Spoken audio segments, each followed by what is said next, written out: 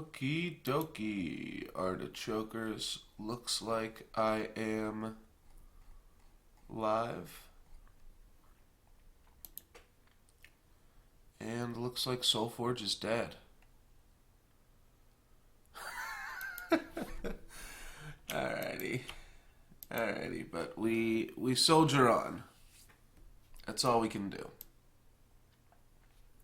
We do what we know, and we love what we do, and we do what we love, and we love what we do. Did I say that one?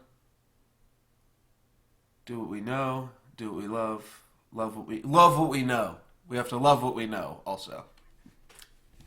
And I know that Solforge is dead, and I love it.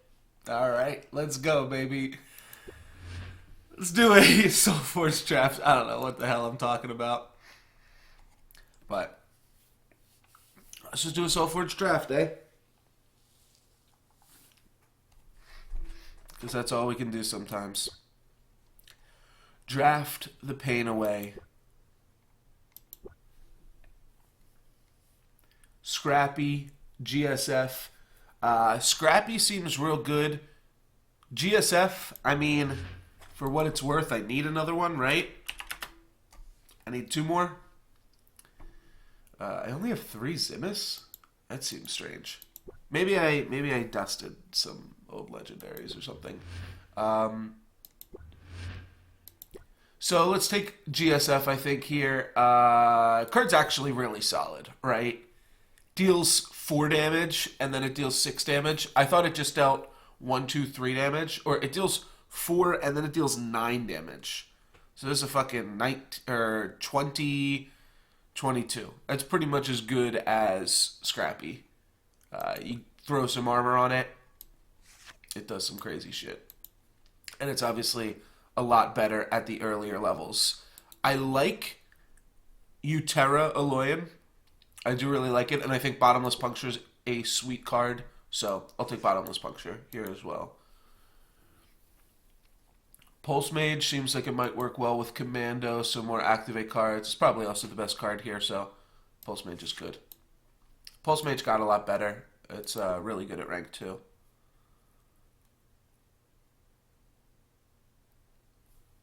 Looks like Foxhole says we're going to be getting some mono faction draft in a minute here. So that's sweet. Take Ghost Scale Cobra. Jetpack doesn't do anything anymore. Neither does Metamind Explorer. Both of these cards suck. Alright, I guess I'll take Metamind Explorer. I really don't think I want to do this. A +3 attack and mobility. It doesn't... I thought this had to be used on a robot. I guess this can be used on anybody. But, alright, we'll grab a Jetpack then. Then I guess I'll take Forge Guardian Beta. Sounds okay. Another GSF Commando and another Bottomless Puncture. Well, we can take Aegis Pulse too.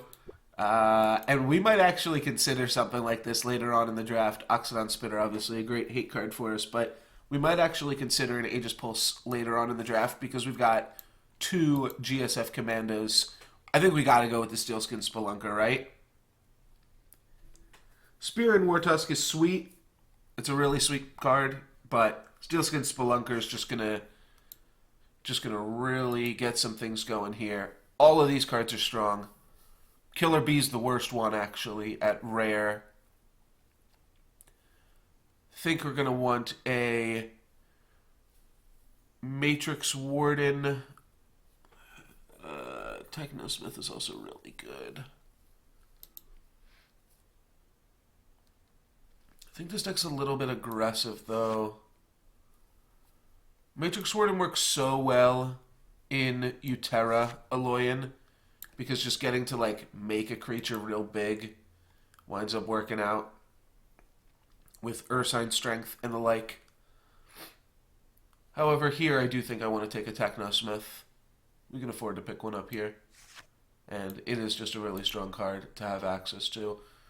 Spirit Forge Sentinel. Okay, just a random ass card. We can take a Poison Coil or a Grove Huntress. I like Grove Huntress here. Some good battle effects. Aegis Conscripts, let's go with that. Just armor up a GSF Commando. Take a Forge Plate Sentry. That's a good card to power level with our Technosmiths, which we will be getting some of. We can take an Ordnance Captain or like a Scout Drone. I think I'll just take Ordnance Captain. Let's just grab the most powerful card here. Then I can take another Aegis Conscripts. However, Grove Huntress and Matrix Warden are much more powerful cards, as is Forge Plate Sentry. I don't think we want to go all in on the armor plan.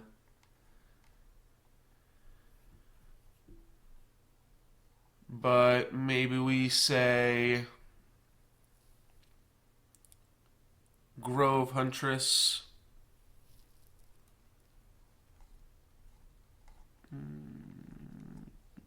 I think I like Grove Huntress. You see, I might be getting a phone call. No, just a text message. I'm expecting one phone call today, so I might have to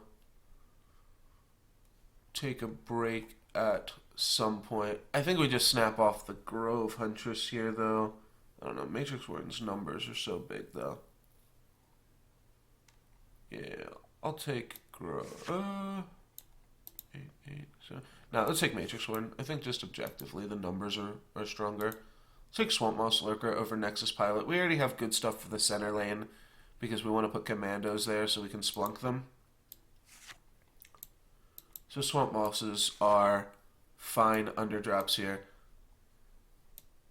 This deck is turning out pretty nice. So do we just snap off the Aegis Pulse? I don't think we snap off the Aegis Pulse. Aether Wolves is good too, as is Roaming Warclaw. But I think we should probably take a Falnax Squadron while we have one. I do actually think Aegis Pulse will be strong in this deck, but Falnax Squadron is like an actually solid card. It makes a lot of battles really good with Aegis Conscripts, Forge Plate Sentry, and we have one beta as well. Yeah, Forge Guardian beta. So, what's up, General Ginyu? We are just drafting as normal here. Batterbot, solid card, reasonable underdrop.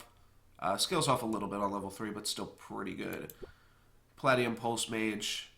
Yeah, double commando. First picked it, and then grabbed the bottomless puncture, and then I had the choice between commando or bottomless puncture again. But double commando should be good. We've got a Steelskin Spelunker and an Aegis Conscripts to potentially give them more armor, and then Ursine Strength. Nothing, no crazy spells, like no Aegis Wings or Experimentation or Pummel Pack. But double commando is still pretty good. You know, double commando actually... Yeah, I'm curious as well on that on that matter, but only time will tell. I mean, the dude has done a lot of stuff. He's a good dude. So, as long as he can, like, as long as he wants that, I think the community will overwhelmingly support a move in that direction. And by that I mean, like, I don't know what Kel does, you know, for a living and that stuff.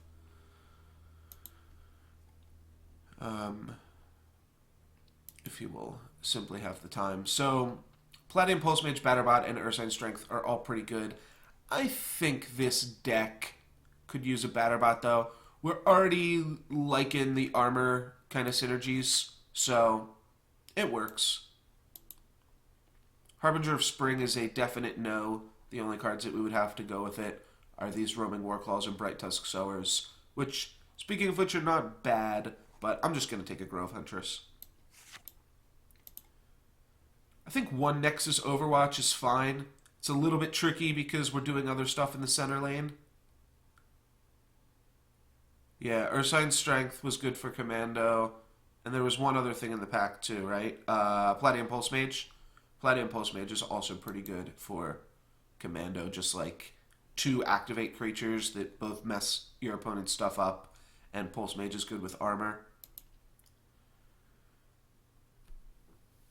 I'm actually just debating the Stag here, just for the same kind of reason. We've got center lane stuff. We've got some big boys already. Maybe we just want a solid, like, 5/5 across the board. Though I can't imagine that we do with Technosmith in the deck, right? I think Pulse Mage is good in AU as well. I think this is a good Pulse Mage deck.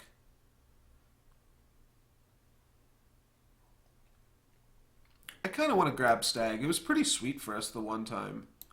Like, against Abominations. And Overwatch kind of scales off late game. Alright, let's take Stag. Bear or Grove Huntress? I'm just going to do the Grove Huntress. We got 5 more cards to pick here. We can take an Aegis Wings. So I think we're going to 1-2. Guardians Assemble. We can put a... we've got 1 Beta. So it is a tutor for Beta. Yeah, Pulse Mage has like a little bit of an awkward level 1, but the level 2 and 3 are so powerful. It's insane with the buff on that. I do like... Actually, the level 3 used to be better. Alright, so maybe not the level 3, but the level 2 is so insane. I think the level 3, I think it used to be like a 10, 21 or something. I think we do want to take Aegis Wings, though. It's good with Commando. It's good with Batterbot. It'll be sweet. It needs to be the highest attack creature, though.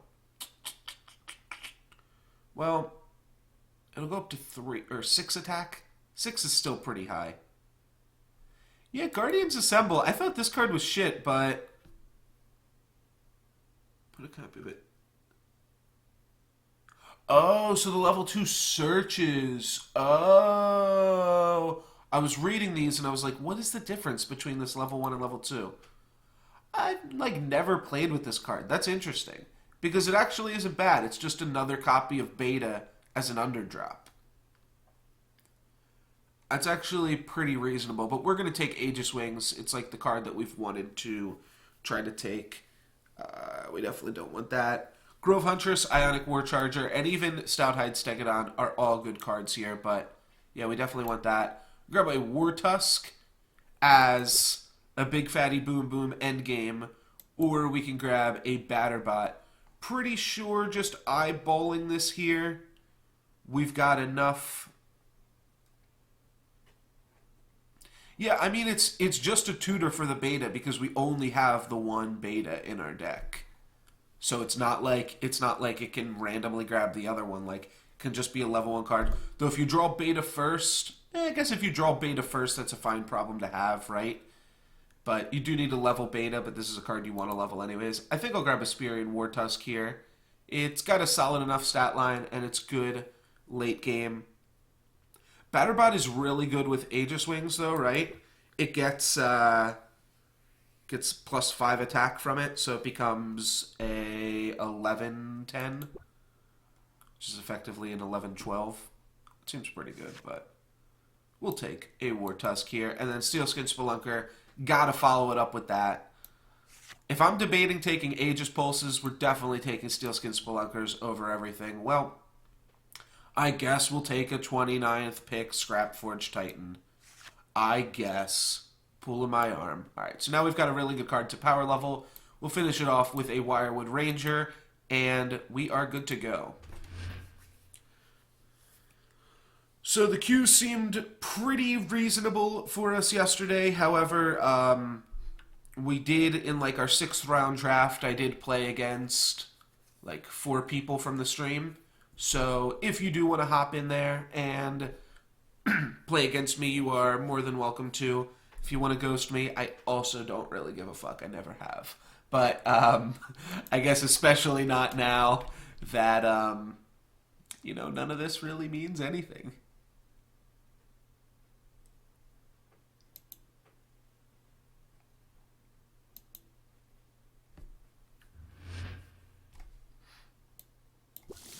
Talentron. Ooh, you know what?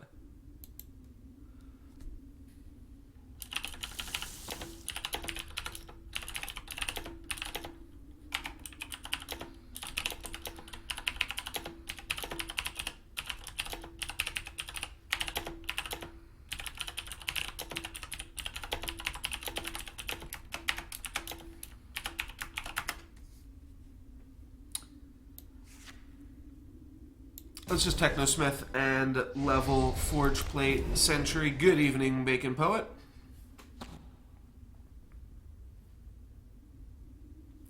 This deck is pretty solid. Only 2 Technosmiths in it, but we drew both of them, so that's cool. Can't Captain up here, unless we really want to. I'm not going to save that guy either. That's pretty good. That means we can't block Technosmith with that. So this deck is a double GSF Commando deck. I've got Aegis Wings, Double Splunker, Falnax Squadron, and Aegis Conscripts to go along with them. So, we kind of doing it. Matrix Warden could trade here if we wanted to just do that. That's kind of reasonable. We go Matrix Warden, then we get Technosmith level Palladium Pulse Mage. Alright, let's just do that. Doing that also because 6 is actually somewhat difficult for us to deal with. We didn't really grab any... Yeah. Well, so I also... This is my... These GSF Commandos are my second and third GSF Commandos. I only have one from, like, the pack opening that I did. I've never played with it in draft. But yeah, I did make a big point of that. Like, this, it deals 3 times its armor. That's insane. So if you can give it, like, just a little bit of armor... I was even going to draft, like, Aegis Conscripts. Or not Aegis Conscripts. Aegis Pulse. Whatever the card is that just gives, like, a whole bunch of armor across the board. So I could go Commando and Aegis Wings it. I don't think we need to do that. That gives it 3. It lets it ping off for 3.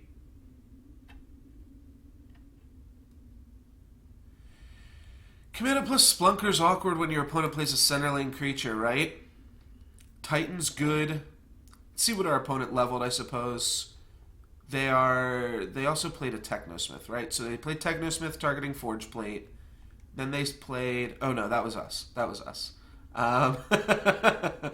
Never mind. They didn't play a Technosmith. They just played a Nexus Overwatch targeting Matrix Warden. So the Overseer makes it easy, you say?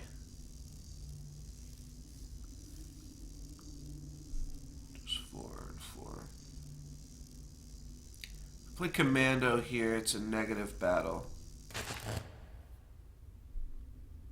I don't think this makes it easy. I think this makes my play even harder.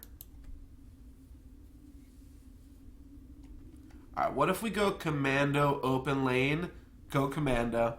And then we slap down a Scrappy in front of the Shimmerfang just to finish that off.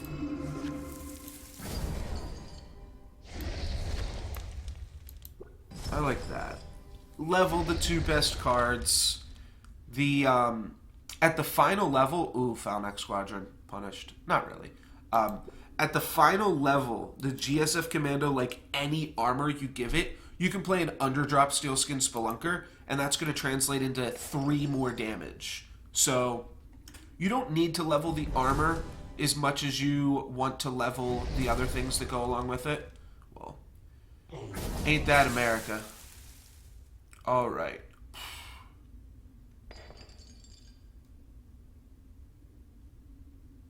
Okay, well, Falnax Squadron here plus pinging the lane across from it.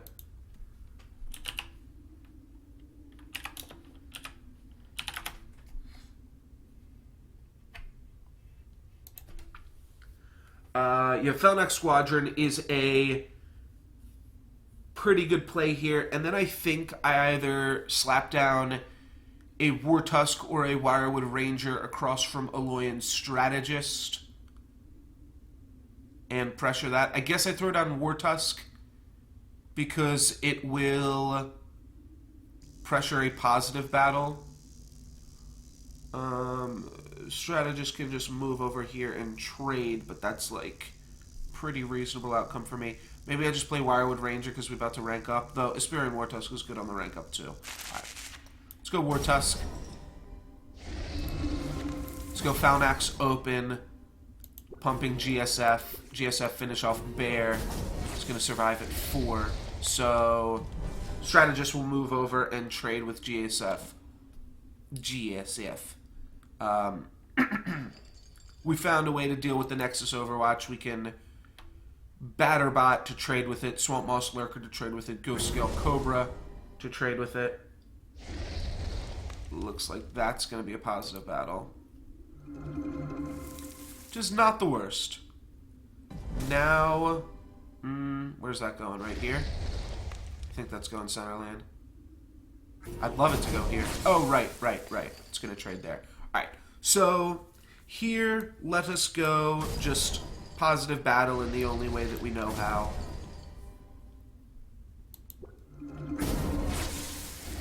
Is that actually what it stands for? Gox's Special Forces? I guess it is a metamind, right? Yeah, I had no idea what it could possibly stand for.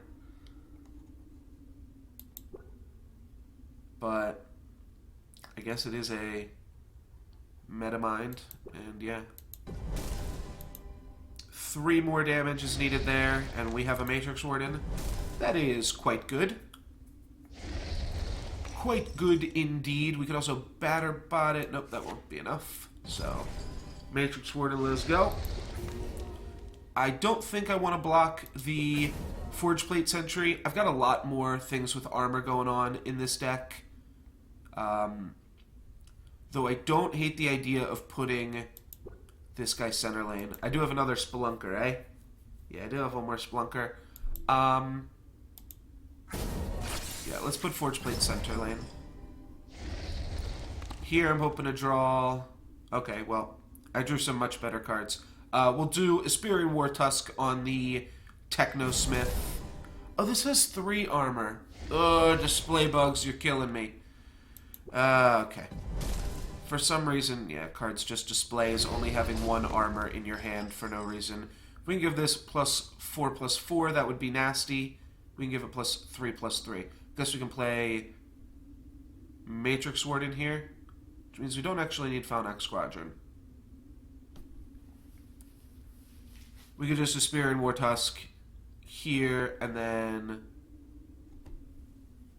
Matrix Warden. Yeah, it's the same glitch on all these cards, and I'm paying more attention. I just wasn't thinking, and I was just taking for granted the number being displayed as being incorrect.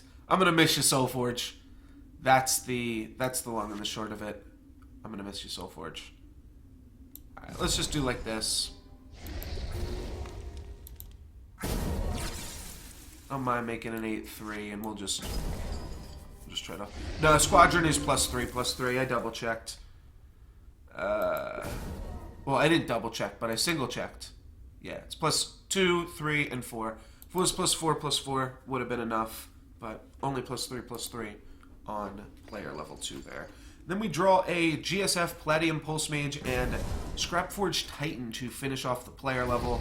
It's going to pump here. It's going to be a trade, and trade. But trade, and trade is fine when you are leveling up a Scrappy and a GSF. Let's block there, negate that armor. We can play into... Actually, this is fine in center lane. It actually trades with Nexus Overwatch. What's up, Asunder Doom? Then we get a little bit punished by drawing a GSF, but I will probably just GSF and then Aegis Conscripts it, because just 1 more armor on this thing is so good. We can ping here. This is only going to get 3 poison. Oh, never mind. No, it still might only get 3 poison. He could pump this. Yeah. Okay. So we throw the ping here. It deals.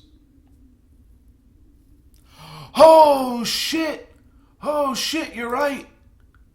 Oh my god! This thing's gonna get. It's gonna have 4 armor. It's gonna have 5 armor. It's gonna be able to deal 15 damage. Holy shit, Ginyu. Oh, I missed that. Okay, so and this only has 3 poison on it. Damn, that's so insane. And now I just get to like Falnac Squadron it up. Plus it deals 15 to things. Wow, this card's insane. Having multiples of this card is even better. Yeah, and the fact that this got 3 poison means that like it's not even just gonna die to poison. That just dies to the trigger. And it didn't get center laned. And then Matrix Warden is going to trade here and buff this. Ooh, that was a mistake. So, just like me yesterday, I don't think my opponent quite realizes how this card works. I think I do. Let's find out. Alright, I do indeed know how it works. It kills that thing dead. Pretty nasty. Let's go Falnac Squadron pumping here and Armor 4? Sure, Armor 4 is good enough. Then we'll hit our opponent for 17. Yeah, GSF Commando is pretty fucking dank. Yeah, 15 damage. Yeah, that was a pretty bad play by my opponent, like, all things considered. That is going to put some work on it, though. That's going to put some work on it. That will make my guy go down to, like, 8 health? No, 7 health. So my guy will survive at 7. Oh, and I do have to finish this off. Alright, so my opponent answered the board. So that's pretty good of him. Let's go like this, and like this. I could Grove Huntress there, but I think this is about the same. Throwing an additional armor on a Spear and War Tusk when I already have all this other stuff my opponent's got to deal with. Seems pretty clutch. My opponent needs a, like, stronger than average level 1 creature, and then an above average level 3 creature. And then they're still taking 29. 34 damage on my turn. Oh, that's a pretty good one. Maybe the other order... No, the other order wouldn't have really given them much there either. So, what did I say? I said it was 39 or something. Yeah, this is probably lethal. I'm not going to count it up. I'm just going to trust in the heart of the cards. Alright, looks like it was. It was 12 plus... 31, 12 plus 31 is 42, plus an additional 8. No, it looks like it was 50, but I was putting a bunch of damage on the trample creature, so. It would have been lethal in due time. Take a look at this deck real quick for the people that have just joined the stream. It is pretty powerful. Yeah, it wasn't lethal. I think it was 50 damage, and my opponent was at 53, but... Which means it would have been lethal had I played the... No, it would have been 1 off lethal if I'd played the Grove Huntress the turn before.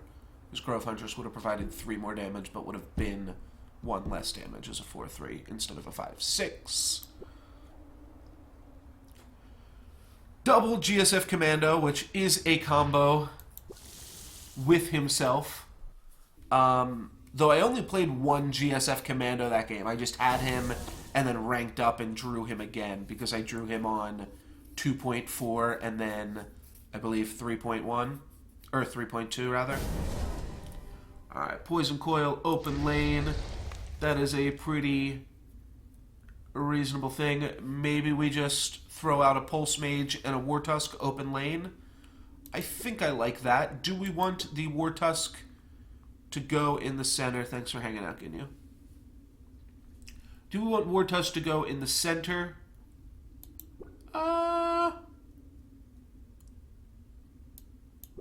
I think we've got slightly better creatures than War Tusk. So, let's just throw War Tusk here, Pulse Mage side lane.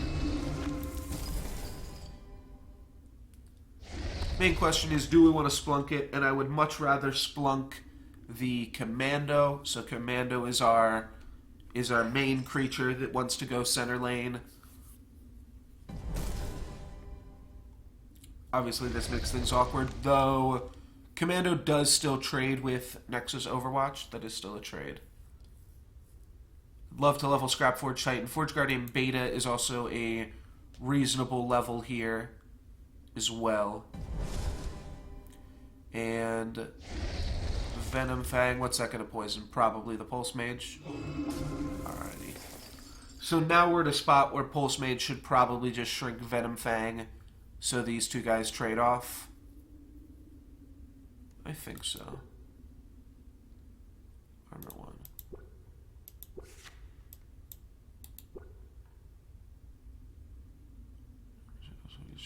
I'm just curious from a rules perspective. If you give a creature armor, does anybody know this? If you give a creature armor that's already taken poison damage, does the armor do anything? Kind of curious about that. So, alright. Well, I feel like that is a little bit more likely to happen nowadays. That people are just going to quit because they... I'm not sure. Can we test it? We can probably test it, right?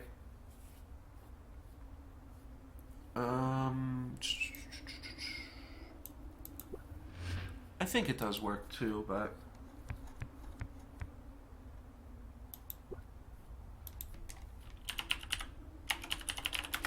Poison, so what can work? Give another creature.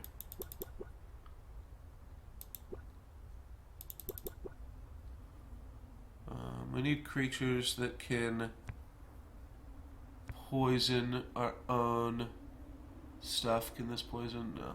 Alright, so these are the only two things that we can use to poison our own stuff. Give a creature poison too.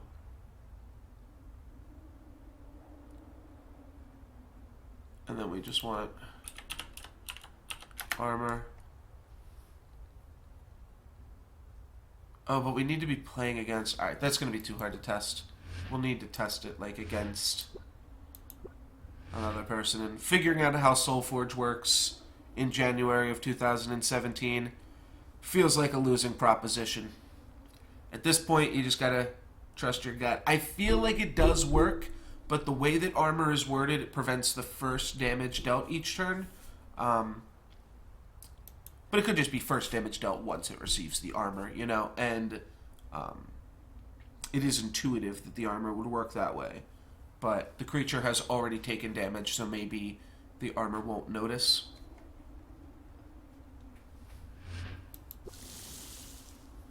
Though I'd have to believe it would, because, like, you can like hit something multiple times to negate armor, so it would make sense if it worked.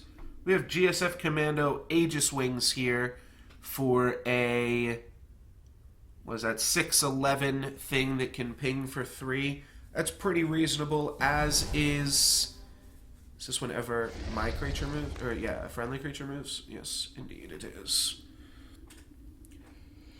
So we do also have Platinum Pulse Mage, which is good against that shit. Let's just go GSF and Aegis Wing it. It's going to give us 3 armor, so we mostly shrug off the damage from Windborn Hellion. Ooh, we can move over and then splunk it up and maybe Technosmith a Forge Plate Sentry. Being able to move over and splunk it up is pretty sweet. I feel like this card might move as well. Well, that guy's going to move before we battle here.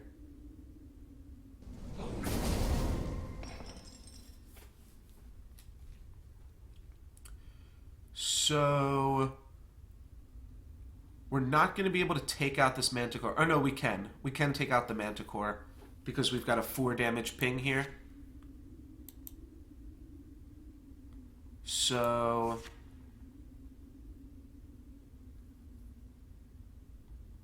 let's go like this. Do that. And I can Grove Huntress. Or I can Technosmith. Let's just Techno. Level Forge Plate. Finish that off. This is going to be a 5-9. We can deal with a 5-9, though.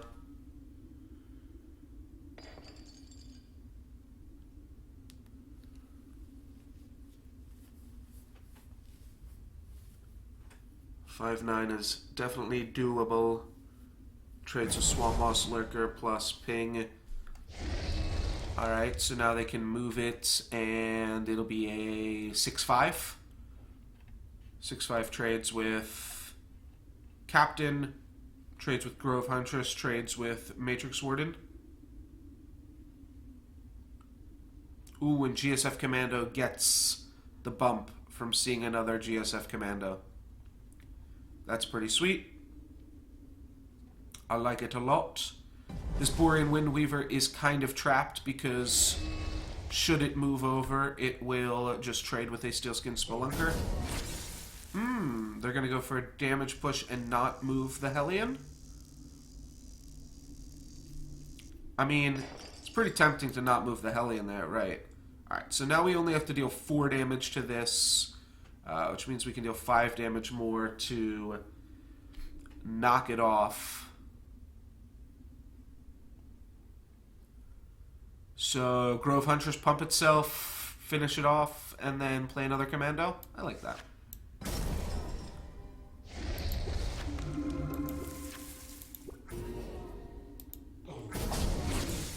Commando numero dos. This guy only has 7 health, though 7 health is a pretty high number still, now that I've said that out loud. That's still going to be pretty difficult for my opponent to deal with here. They're going to need to play another Umbruk Glider. And if my opponent's playing a bunch of Umbruk Gliders, it feels like that works out pretty well for me, eh? Don't remember what else my opponent's playing. Yeah, he played Windborn Hellion, then he played Hellion, Manticore, then he played Windweaver, and Glider. So my opponent has only played Tempest creatures that have or care about mobility. Nothing else so far. There is another Windborn Hellion. That will survive, but the 4 armor makes that pretty tricky. These aren't even going... It's not even going to positive battle. That seems pretty bad. Oh wait, 2 more damage? That means it's going to actually positive battle now. Good shit. Good shit, opponent. Well opponented. So, pretty sure I love Technosmith level Scrapforge Titan. Can't really get past that one, right? So, Technosmith level Scrapforge Titan. And then Scrappy would have been okay here, I suppose, too. Because, like, this ping is kind of irrelevant, potentially. We could squat up. The commando seems reasonable. Do we want to damage the Falmax Squadron? I think we do. I think damage on a 3-6 as we go into the next player level doesn't really mean anything. Sure, if they have a Spiketail Manticore, we lose some value there, but shouldn't be a big deal. This gives armor 4 if we can get it off the ground here. Bottomless Puncture, also pretty good against my opponent's deck. I will be looking to puncture something next turn if given the opportunity. This gives +6 attack, so as long as my opponent doesn't play an 11 attack creature, which I think is pretty impossible from what we've seen, we're doing good. And then we get to Bottomless Puncture, a Windborn Hellion. Oh no! That's a good enough creature. That's a good enough a creature. Okay. Magma Hound is, as it turns out, very powerful. So we can Grove Huntress, we can Aegis Wings. Like, Aegis Wings might just not be bad because it's just a solid card. And then we Bottomless Puncture Windborn Hellion. Yeah. We could also just Matrix Warden so that we clear off the dog. I mean, Aegis Wings makes this an 11-8. It's not great, but I think it's what we still want to do here. So, let's Aegis Wings. We don't want to move it over and take that out. Let's just Bottomless Puncture this. We'll clear it eventually. Even if we have to take a few more damages here. I think that that is still good Forge Plate Sentry, we remember, has 3 armor, not the displayed 1. And then we can throw a 1-drop in front of the Magma Hound because we did draw some more level 1 creatures here, which is no problemo. The deck is looking pretty stacked for next turn. We've got, or for the second half of the player level, we've got 1, 2, 3, 4, 5, 6, I think 7, 8. Yeah, 7, 8 when we count the Technosmiths. 7, 8 cards that we would love to draw and be able to level up. Borean Windweaver is going to come over here now and take out the Technosmith. Witherfrost Banshee is going to perform a positive battle there. Alrighty. Play the Forge Plate Sentry, force this to move, and Aspirian Wartusk to clean up the dog. And remember, we win this game in 77 turns regardless of what else happens. So, we're doing good. Falnax Squadron can receive a pump from Grove Huntress to take out Borean Windweaver, while also giving this +3/+3. Grove Huntress can also just pump itself. We might want to do that based off how the other maths works out. Still 1 more hour till Weekend Warrior stuff comes online. Oh, that's good. That's strong. I have not yet decided if... I did kind of forget today was Thursday.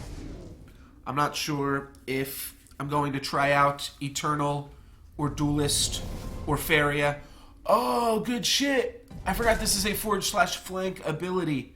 Good shit, opponent. Well played.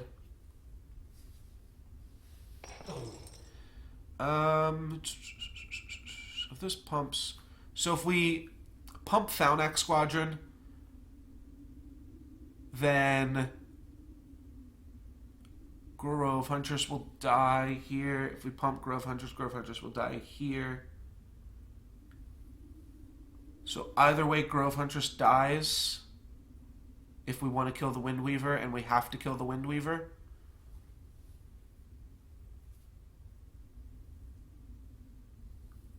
So Grove Huntress is going to die regardless, right? Is there another play that kills this? No. You've got to pump whatever you put here, and the pump can either go on the Grove Huntress or the Falnax Squadron. So there's 2 options. It's Grove Huntress in 1, pumping itself, or Grove Huntress pumping Falnax Squadron. Either way, the Grove Huntress dies. This way it leaves us with more defense on the Falnax Squadron.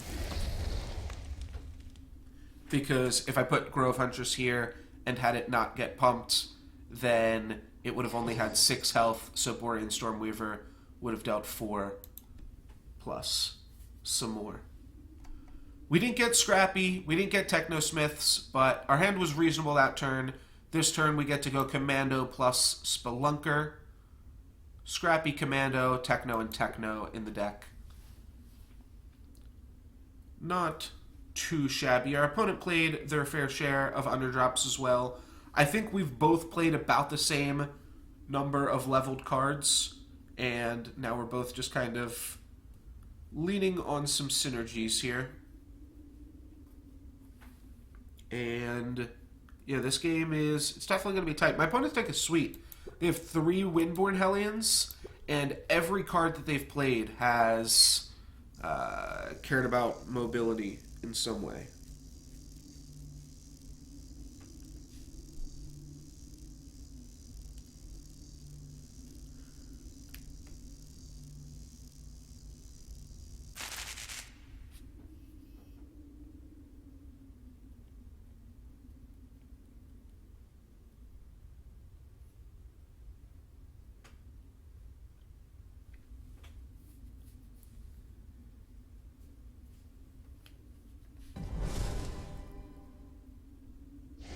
Alright, so now they will throw the Borean Stormweaver ping at this, which is the downside to opening that up. I also... Oh, and then they're going to get to move this over here.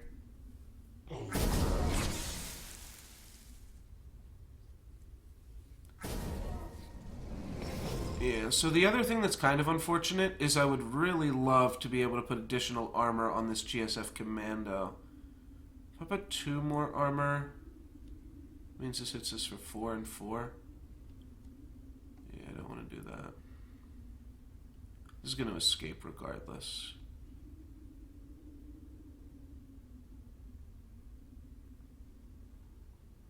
Right, my opponent now has a really, really big Windborn Hellion.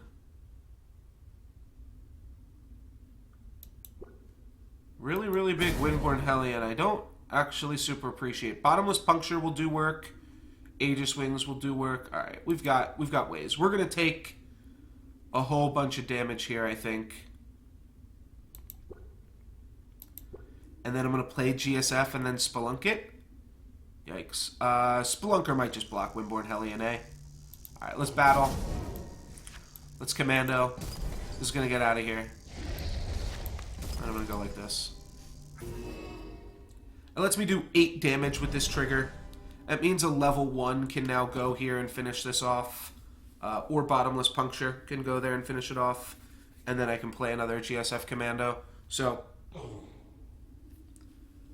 I think this worked out okay. I can GSF Commando to positive battle the Manticore. It'll get 3 armor. Then we ping this for 4. That'll put this down to, what? This is going to go up to 20 right now. So we ping it for 4. It's going to go down to 8. And then we get it 6 poison. It'll die in short order after hitting us for a little bit more damages. We're definitely going to take a beating here, though. That is for sure.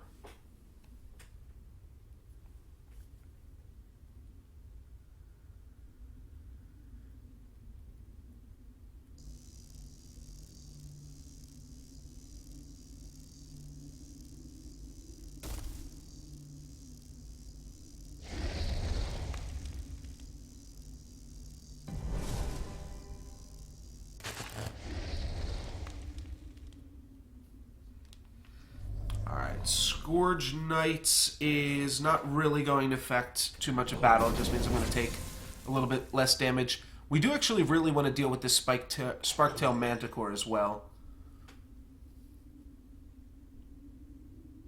Well, maybe we're not playing... This is 14.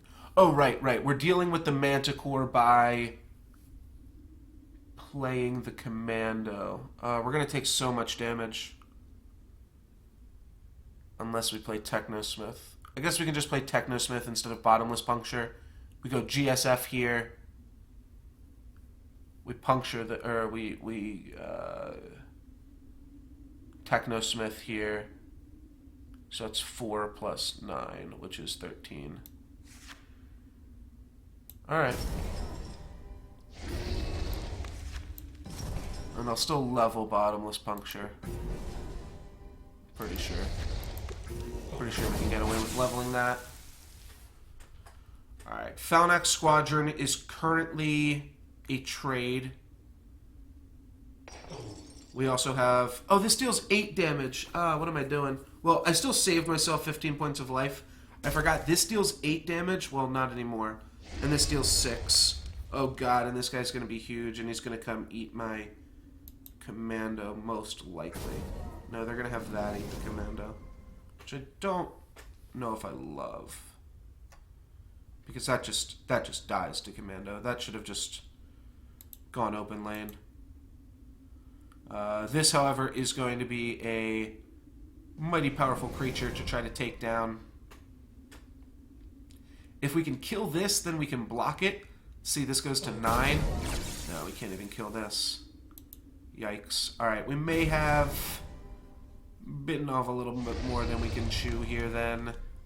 These are going to not quite trade, but persist. Okay. Well, I guess we have Falnax Squadron, eh? Do we go Stag to gain 2 life? Oh, I think we do. No. We did. Yeah, I'll just ping here. Yeah, we lost.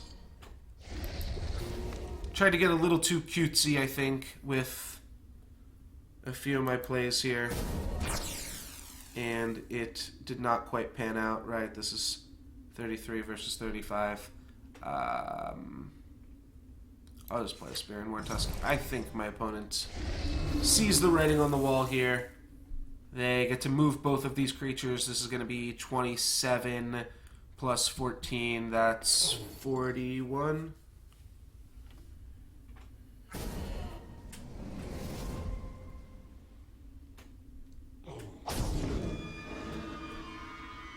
And that kills us dead. Oh. If I had jetpacked... Oh, you're right, Asunder.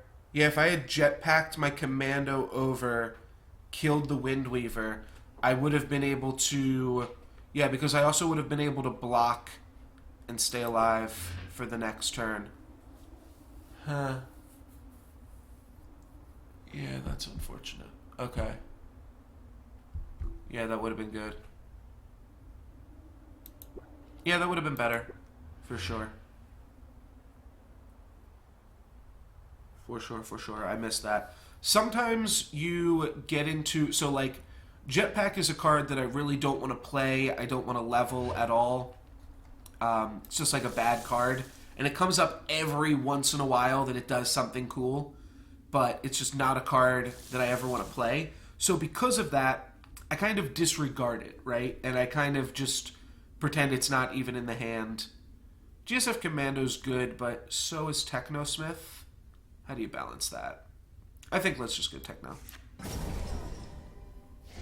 So sometimes you just, like, in your head, like Ghost Scale Cobra, you just kind of forget it's there. And then it's time to actually play it, and you just forget that it's a card that even exists because you're so used to just, like, mentally writing it off. And that's definitely... and I feel like that's something that is potentially trickier in Solforge even than other games. Well, Cardrasian, Stoneback, Grave Pact.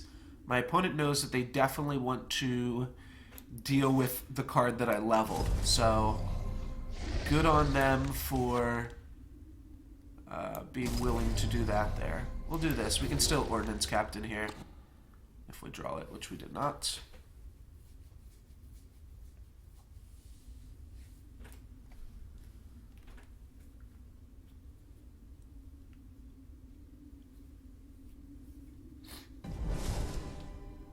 Grimgaunt is a little awkward, but I can just replace Grimgaunt as long as they don't Frost Shatter Strike or some dumb shit like that.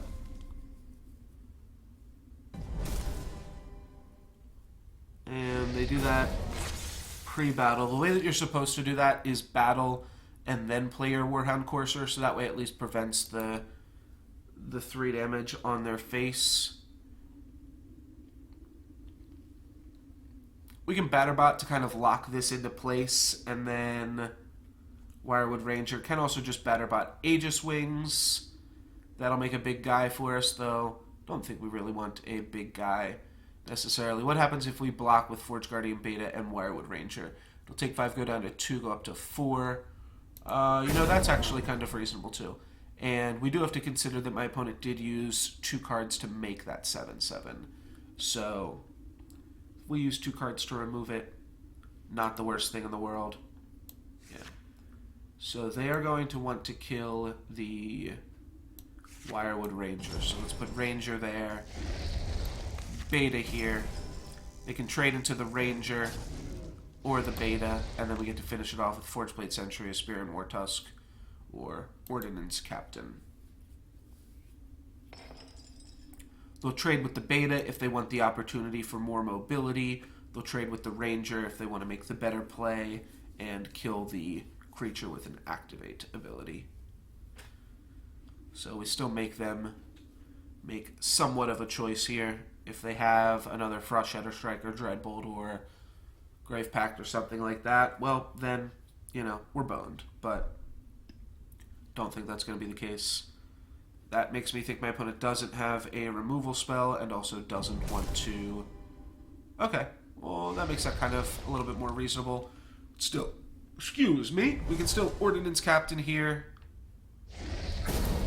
off the back of a Forge Plate Sentry or Asperian War Tusk. I think Asperian War Tusk is almost just better. It's better on the last level, right? Oh, no, they're all kind of... Neither is strictly better than the other. I guess we just play the one that's better here. So I got War Tusk, Captain. I can also just play Forge Plate Sentry, right? Oh no, I want to play Captain because I want to kill the Stormweaver, right? So let's go War Tusk, then let's go Captain, then we will pump the War Tusk even more into an 8/6. Yeah, we wanted to kill off the Borean Stormweaver, so we did need to make the play like that. We have Ursine Strength as a +5/+5 to give us a 13/11. I think I like myself a 13/11. We'll just ignore this 5/5 for now. We're going to take 6 damage on it, so it'll be a 13/6 after that. Destroy it on your turn. Irrelevant. Alright. So 13/6 and Weirwood Ranger.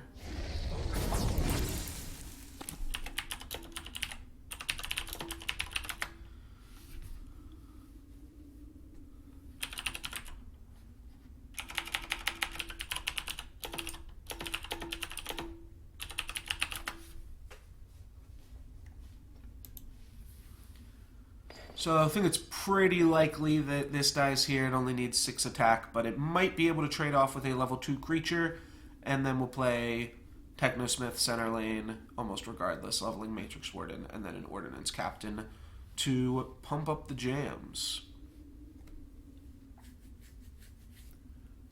My opponent might play a Borean Stormweaver here, open lane. That's a little curious. Maybe they have another level 1 creature? Ooh, Frost Shatter Strike. Well, that's pretty decent.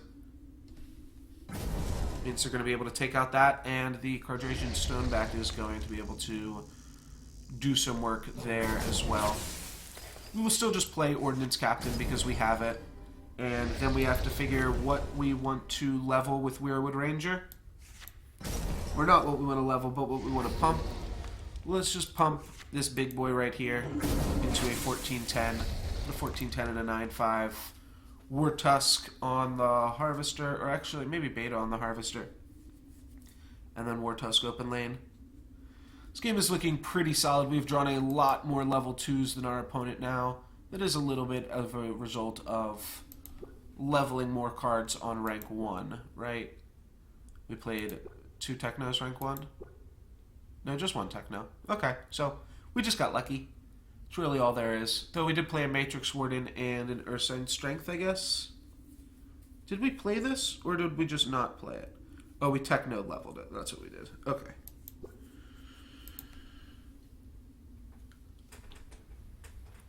Oh, and I guess my opponent has only had 1 turn in rank 2. So it's not that they... It's not that they haven't drawn level 2s, it's just that they haven't been in rank 2 yet. That's all it is.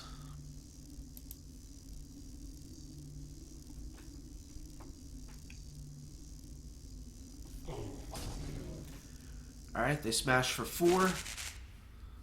That much we knew was happening. And then they go for the Grave Pact on the big boy, which maybe was a reason to divide up our damage there. Our opponent did still have the Grave Pact, and then they've got Dogs to Trade. Dogs to Trade is pretty good. We can't influence that with a point of armor. We do have 2 Steelskin Spelunkers in the deck, so let's put the better creature in the center lane, and I'll put Forge Guardian Beta right there. And we drew a Spelunker, an Aegis Wings, and a Scrap Forge Titan. We're definitely going to want to play the Scrap Forge because that puts a level 3 Scrap Forgey in the deck. I'm gonna miss you, Scrapforge Titan. Never thought I'd say that, man, but I'm gonna miss this guy. You ever just take the time to look at Scrapforge Titan and just be like, look at this? Good times. Good times.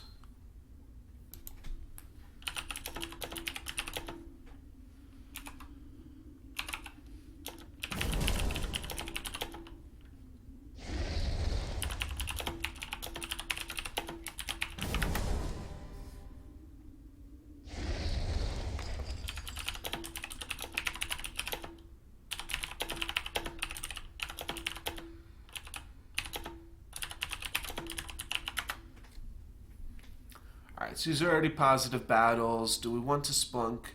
I mean, Spunk's like a reasonable card to level also, though. We could also just play Swamp Moss Lurker. I don't hate that.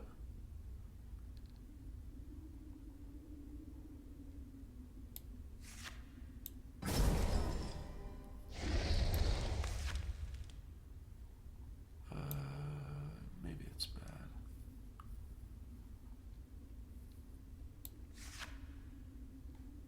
No, Swamp Moss Lurker I think is good. We're already like ahead, so my opponent's got to deal with all this shit. Like, look at Swamp Moss Lurker next to the beta. It's the same card. So, I think that's good. Wound up drawing both the Spelunker and the Lurker.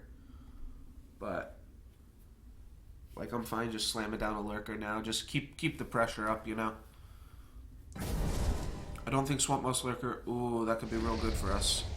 Could be real good for us. And that's pretty curious. Oh, they wanted to keep Borean Stormweaver alive. I was going to say, why would you do that? Though, being able to put some more armor on Weirwood Ranger here, that would have been nasty as well. Forge Guardian Beta and Technosmith? Yikes. I would not want to... Would not want to be my opponent in this position.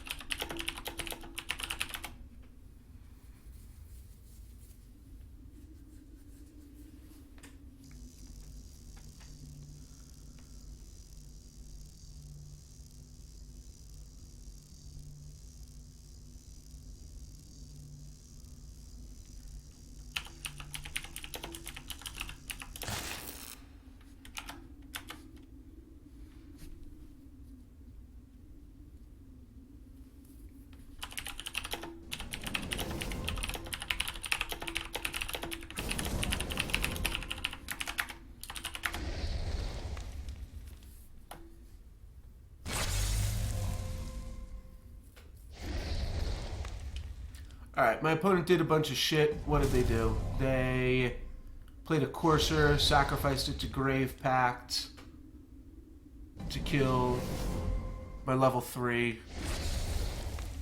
How many turns is my opponent taking? Oh, Grave Pact and Courser were both free. Oh, wow, what a combo. Alright, that's pretty sick. Sort down Beta for the block, and Technosmith leveling Grove Hunters. I was going to say, how did my opponent just play 4 cards, but that is quite nasty for my opponent there. We have Fountax Squadron plus Ordnance Captain this turn, which is sure to make a splash. Get to give all my creatures plus 5 attacks, so we'll have a 20-14. This will be dead. This will be a 12-11. I'm sorry. Oh, yeah, and this one will be a 29-26. That is, it's almost powerful enough to just positive battle a Scrapforge Titan. And my opponent already played their Grave Pact, so we are free to move about the cabin and just make a really powerful guy here. My opponent, yeah, the fact that I think they only had Grave Pact as removal, so...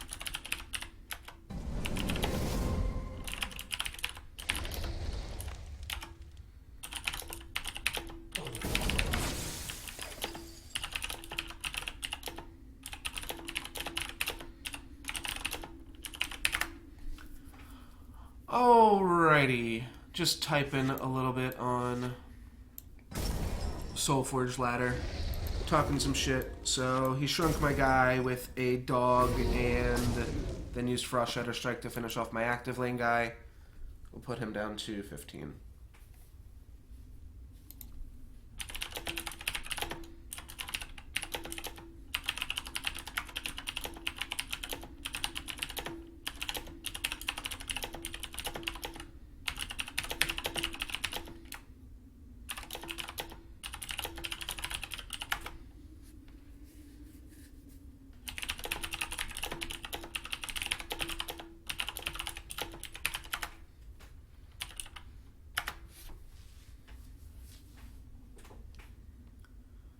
Yeah, my opponent has a bunch of active creatures that they're going to have to block. Ooh, Deathseeker is a reasonable card. It's not going to get them to the next player level, though, and they need to get to the next player level to be able to answer what I'm doing here. So I'm going to load my board with level 3s. I think that would be the best BM.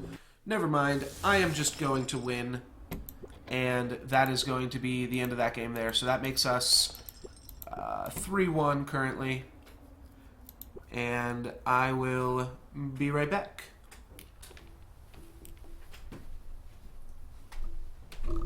I might actually, I'll be right back, but it'll take like a minute or so.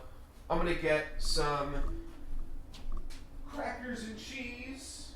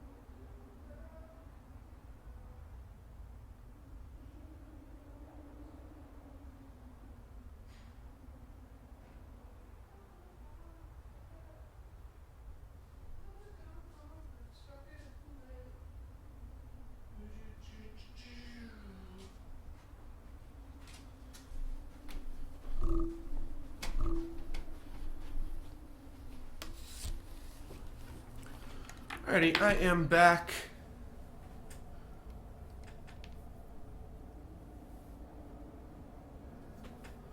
Just catch up on these messages on Solforge Ladder. Techno Shaman says, yeah, they definitely had the output of tickets all out of whack for their economy. It must be draft and weekend warriors. And yeah, he burnt a bunch. Yeah.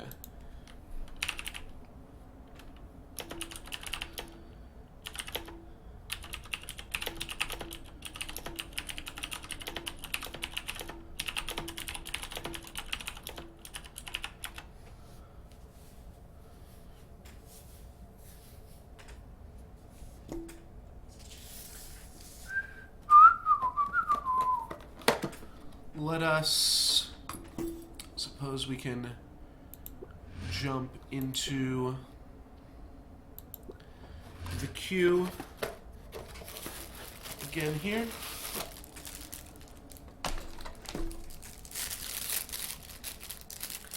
So just kind of talking about... Guess I'll throw this in there.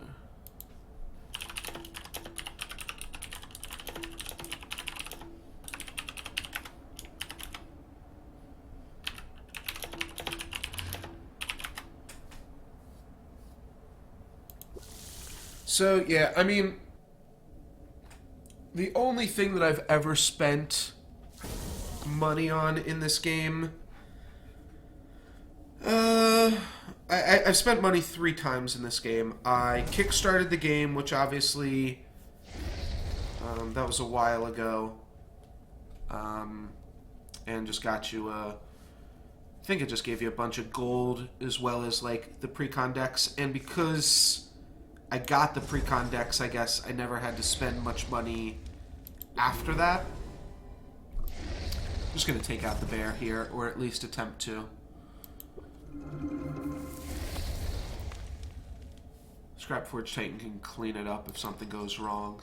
Also Forge Blade Sentry if something goes really, really wrong. Like an Ursine Strength or something. Keep drawing Techno's turn 1, and then Scrapforge's turn 2. Oh, I'm not muted, am I?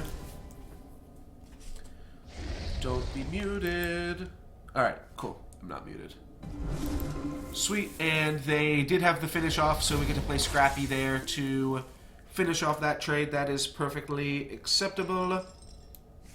And then we can play a Wirewood Ranger to try to clean up the bear.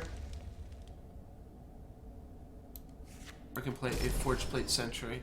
I think that was just... I mean, you guys probably heard that better than I did, because I'm wearing headphones. But I think that there was just, like, a trash truck making a weird noise outside. It sounded like a fucking elephant, though, I'll tell you. It's like...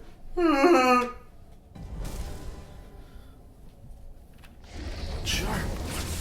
Sounded like a Fangwood bear was outside of my house. It was crazy. Okay, let's bottomless puncture this guy, faux show, and then we can either Matrix Warden here or Batterbot. To be honest, I think I like just Matrix Warden. Leaving around a 6-2, though, is pretty good. Alright, we'll Batterbot.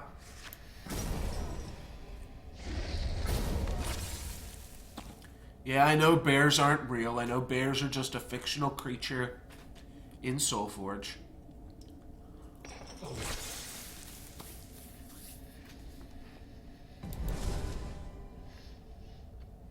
It was actually a lot more likely to be a deer now that I think about it, and deer actually make that sound.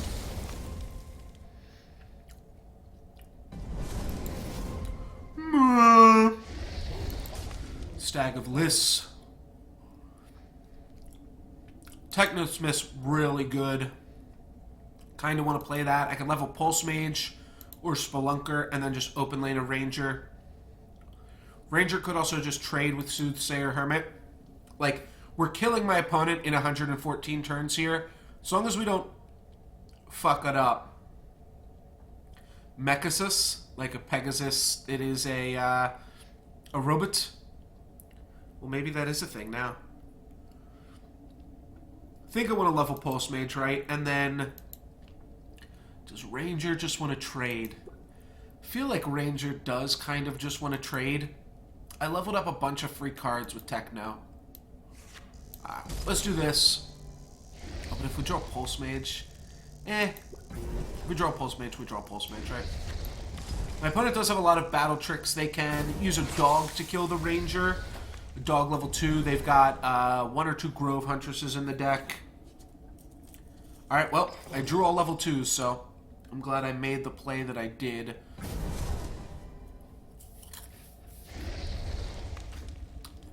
And there's a bear. Interesting. Alright. That is totally acceptable. See two plays here, and they're actually the complete opposite plays.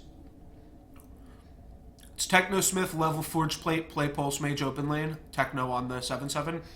Or Forge Plate in 1, Found Axe in 2. Oh, God. Alright. Yeah. Trigger warning, do not Google Mechasis. You will receive My Little Pony fan art. Thank you for saving me the trouble, Bacon Poet.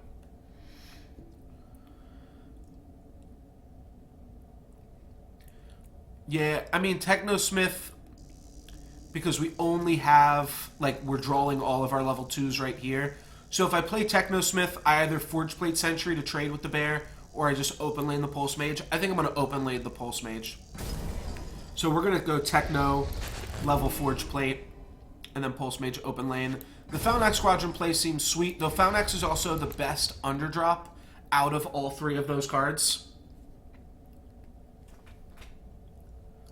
Well, we can put either of them here and then shrink with Technosmith. We are still killing my opponent in 111 turns here, so there is that to consider. We're doing okay in that regard. And that is a Frost Shatter Strike. That is a little bit annoying. And then a Magma Hound.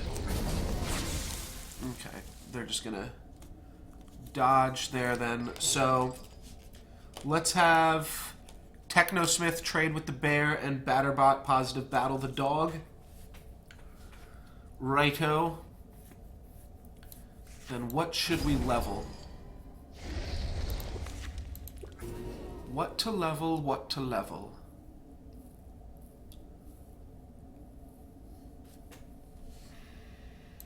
Could even just level Aegis Wings. I think we want to level a creature here, though. So this turns into +2. This gives +3. Let's level Grove Huntress.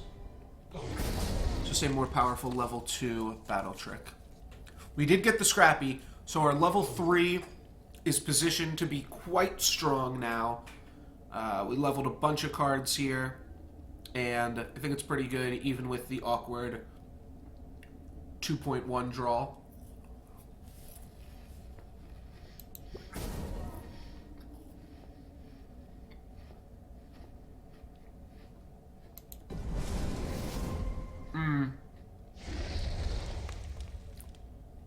Just gonna clear that off.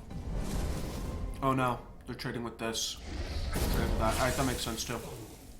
So that's actually perfectly acceptable. Scrapforge type means we take 3 and 3. If we Aegis Conscripts, it takes 2 then 2, but I don't love that play. I think we just trade Scrappy off with this and then play either GSF Commando or a Swamp Moss Lurker. Open lane. My opponent already played all of their dogs.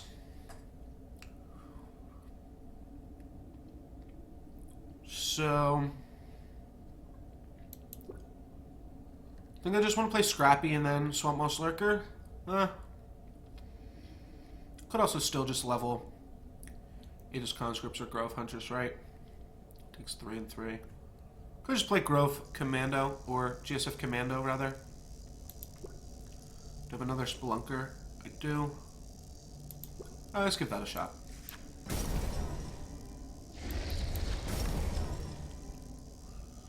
Commando might still be relevant yet. Bottomless Puncture is pretty good at finishing off my opponent's Borean Stormweavers. Is that what that card's called? No. The 4/6. Whatever that card might be called. It's good at finishing off one of those boys.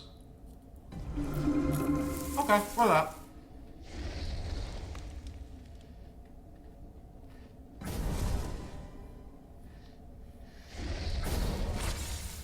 That's fine, don't really care about that. So 6 plus 1. And then Swamp Moss Lurk. now, as much as I joke about the poison, 3 poison, it's actually going to get them dead in 33 turns here. Which seems a lot more doable when you realize it's only 15 turns, which means it's only 3 more player levels. So at the end of player level 5, my opponent is dead regardless of what they do here.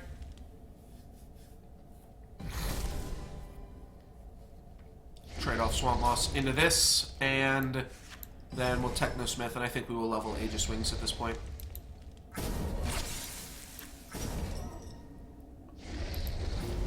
Can't remember if we leveled a Spelunker or not. So we did 9 poison. That's going to increase our clock significantly. That will mean my opponent is dead by like halfway through player level 4. I got my opponent poisoned by playing Bottomless Punctures levels 1 and 2. Give an enemy creature poison 3 if that creature is 10 piece. Give him 1 poison as well to the enemy. And it scales up, it's double and triple the efficacy on the later player level. So we get to Bottomless Puncture this stone back. I hope they pump the stone back. Oh, they do. Alright, so we just get to clear this out clean with 9 poison. Gives my opponent 6 poison, and then I will open lane a Weirwood Ranger. So now my opponent has 6 poison. That means that they die in 10. What's 20 is 4. Yeah, they die in 14 turns. 14 turns is actually 7 turns. So they will be dead. Oh, I guess they'll still be dead just at the beginning of player level 5 now. Even if we don't draw Scrapforge Titan.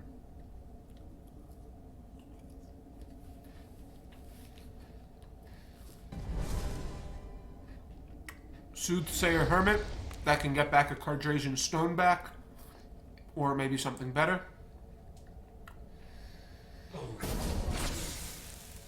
Cardrasian Stoneback goes nice here, though. Important Stormweaver is a good card, though. Forgeplate Sentry, Falnax Squadron, GSF Commando.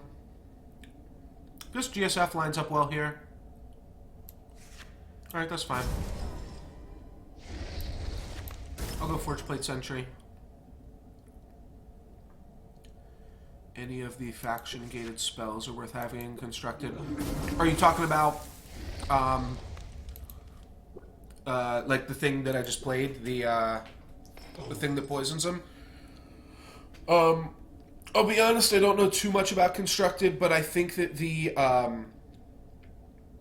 Necrium one that, kills Aloyan creatures, I think that one sees some play legitimately. Alright, they're gonna take out the Ranger here.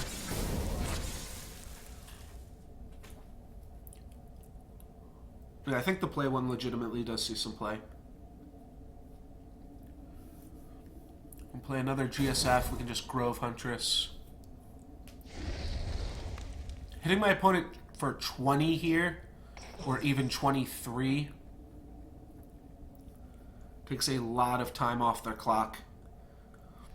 We do want to pump this GSF even by just a little bit. Yeah, because it gets to deal 4 right now, so if we Matrix Warden it, that's enough. So I think what I want to do is go Matrix Warden, pump here, finish off here. Oh, there was actually another way to do that that was also reasonable. But we'll smack them for 20. Put them down to 32. 32 is 6 triggers. And we also drew Scrappy, so that's going to be GG regardless. But I think we did have them, even if we never drew Scrappy. Matrix Warden to finish off Cardrasian Stoneback. That's just a jump block, which means they're actually dead as soon as we hit this battle button.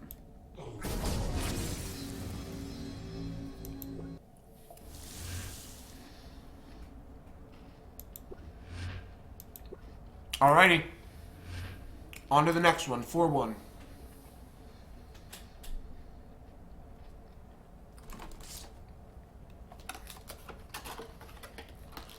On to the next one. On to the next one. Only 8 more minutes until the Weekend Warriors come online. This weekend, it is both monofaction draft and monofaction constructed. Maybe the faction gated spells are good in mono. You build like a Necrium deck with the Anti-Alloyan card. The Alloyan card is bad though, so you won't play that. What do we do here? Just Foul-Neck Squadron pumping nothing? Just a little 3-6 action? Looks like it.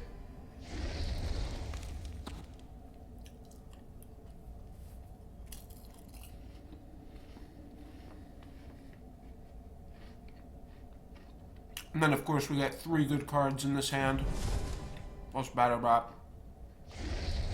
But 3 cards that would have all appreciated the +2/+2. So, I think we can commando open lane and then use beta to finish off the Ice Shard Berserker here. It's either that or beta dies to Stoneback, so might as well get this 3/3 off the table. Yeah, it's good for stealing Steel Eye Seers. I think it also steals GSF Commando, right? I believe so. Bottomless Puncture is going to come up big in this matchup again. We can puncture Stoneback or a Stormweaver if my opponent has one of those. Yeah.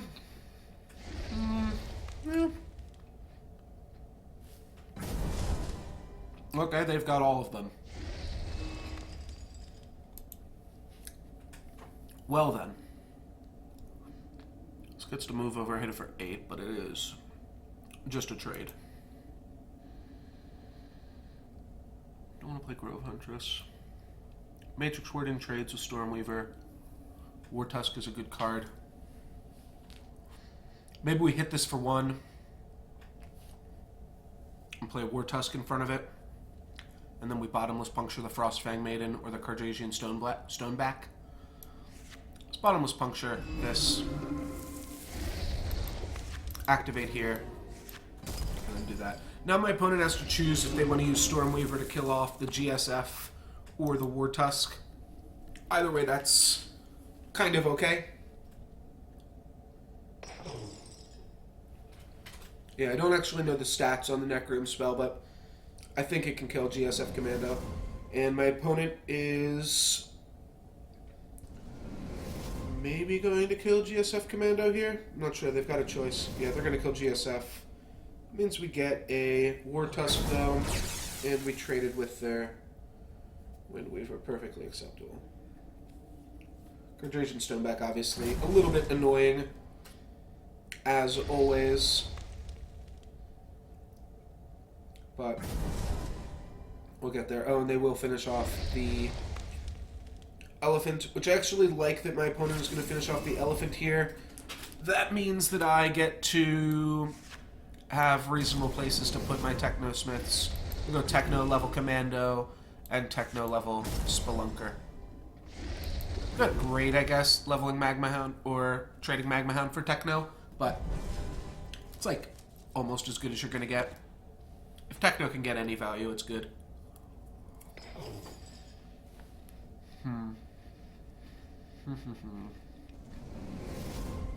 Batterbot kind of locks the stone back into place. We just go Batterbot in 2.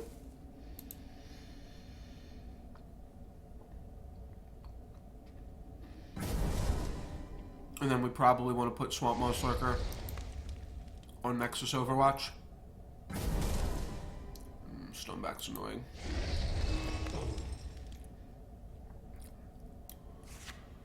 Okay. Luckily, my opponent is not actually clocking us. 6/6s that only deal damage every other turn aren't actually a huge deal. And 8/6s that have Defender also are not a huge deal. So, all in all, our opponent is not actually doing all that much to clock us here. So, pretty reasonable spot. We do have to decide where this GSF commando is going to go. Oh, interesting. Oh, never mind. They just have too many creatures. Would have loved to take down this strategist. I think we're going to just guarantee take down the strategist here by just going Commando Falnex Squadron. This puts us a good place. We've got one leveled Spelunker in the deck and one unleveled Spelunker. Drew the unleveled one. We'll probably just go Commando and Wartusk here. Go in Commando. Get hype. I'm going to go grab a drink. I'll be right back.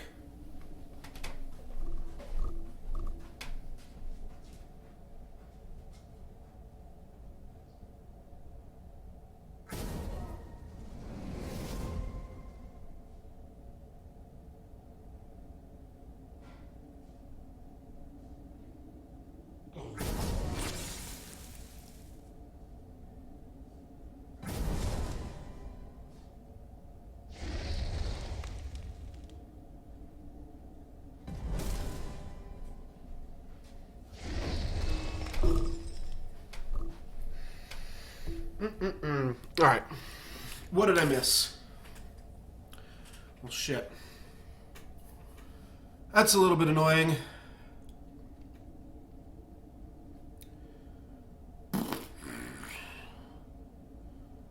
Grove Huntress saves it. Steelskin Spelunker saves it, but I have to send the ping over there. If I Grove Huntress, it means I can send the ping over to Frostfang Maiden to finish that off as well. Because otherwise that card's going to be annoying. I could also just not save it. In which case my opponent has too many lanes. No, I guess I would activate across. Oh, I could still just kill this, eh? But I'd rather kill this one. I'd rather kill this, and then... Alright. We're definitely going to play this, right? A 3 armor GSF. Grove Huntress, we save this, but we save it at a rate which just means it's going to die. I think we'd rather just level Asperian Wartusk. So then where do we want to throw these GSF pings? I think we want to finish this off. Yeah. Alright, let's do like this. So this will negative battle. I'll take 5 on their turn. But now GSF can just finish off this Cardrasian Stone back because it's not going to move anywhere. This isn't going to take damage right now. It's going to take damage on their turn. Which it only prevents one of it. And then I can go... Oh, what does that mean? It's just going to finish off this, right? Yeah. Oh, it's going to put damage here? That's fine. It dealt 1 damage. Really doesn't do anything. And these are going to trade.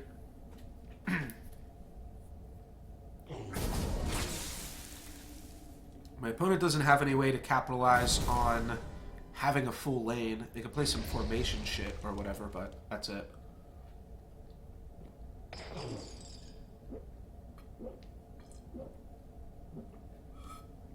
So I actually think I take out Ice Shard Berserker with this ping. And then go Technosmith, level Ordnance Captain, and Spelunk. That seems pretty good. 6-9, 9-6, 9-10, 8-10. All of those things battle well. Most of those things have armor, which means a Falnex Squadron. I get Chaos Twister, which actually doesn't look that bad here. Yeah, Chaos Twister actually looks fine.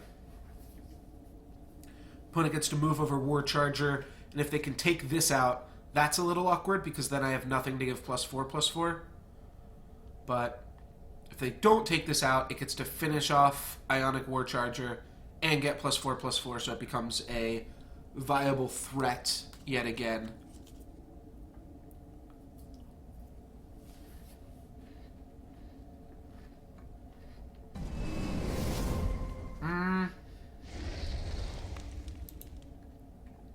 I think that's fine.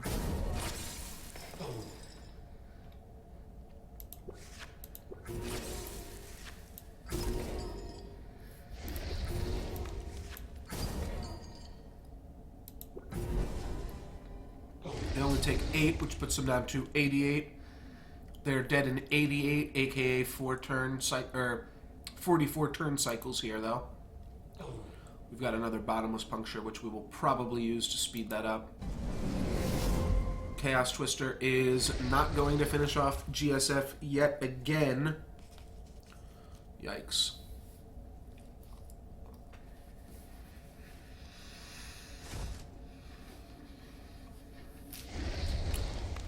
And an Ice Shard Berserker. Well,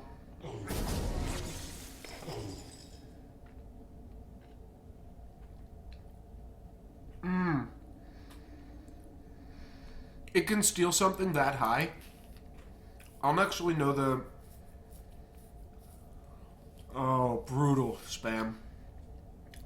He said Solforge is dead in 26 turns. Brutal. Alright, well, Bottomless Puncture.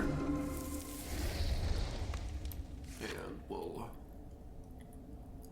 Just put this here. I actually have no idea what the stats on it are. The Necrium card.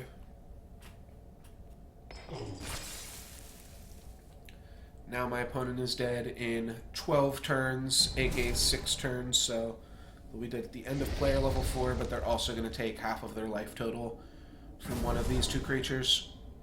Yeah, they're going to take 26 from this. I think they're actually just dead right now, right? Especially with Matrix Warden. Yeah, it's got to be lethal. Take 6, take 16, and then take 3 more. GG. Let's just play something.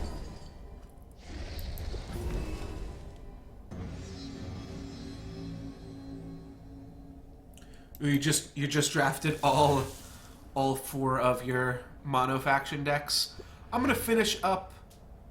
Yeah, the all of the Weekend Warrior things are now live, so 4 different faction drafts.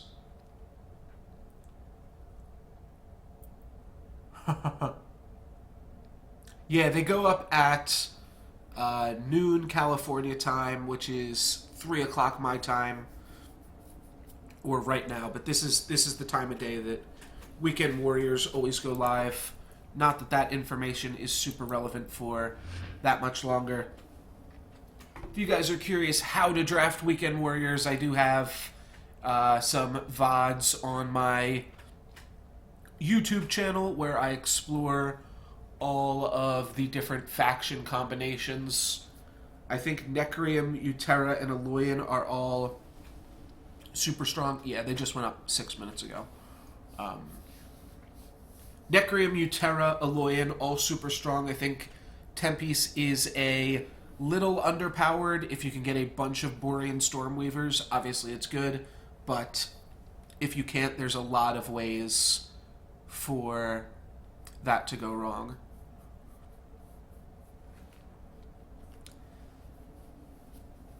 Yeah, there's a chance you will see a decent amount of me. Though, I'll be honest, I do kind of... So, I only have 2.5 hours to stream here, so I could go for a Weekend Warrior after this draft. But I would like to either today or tomorrow I'm not gonna lie, I kind of would like to try out either Eternal or Duelist or Faria. I've played Duelist before.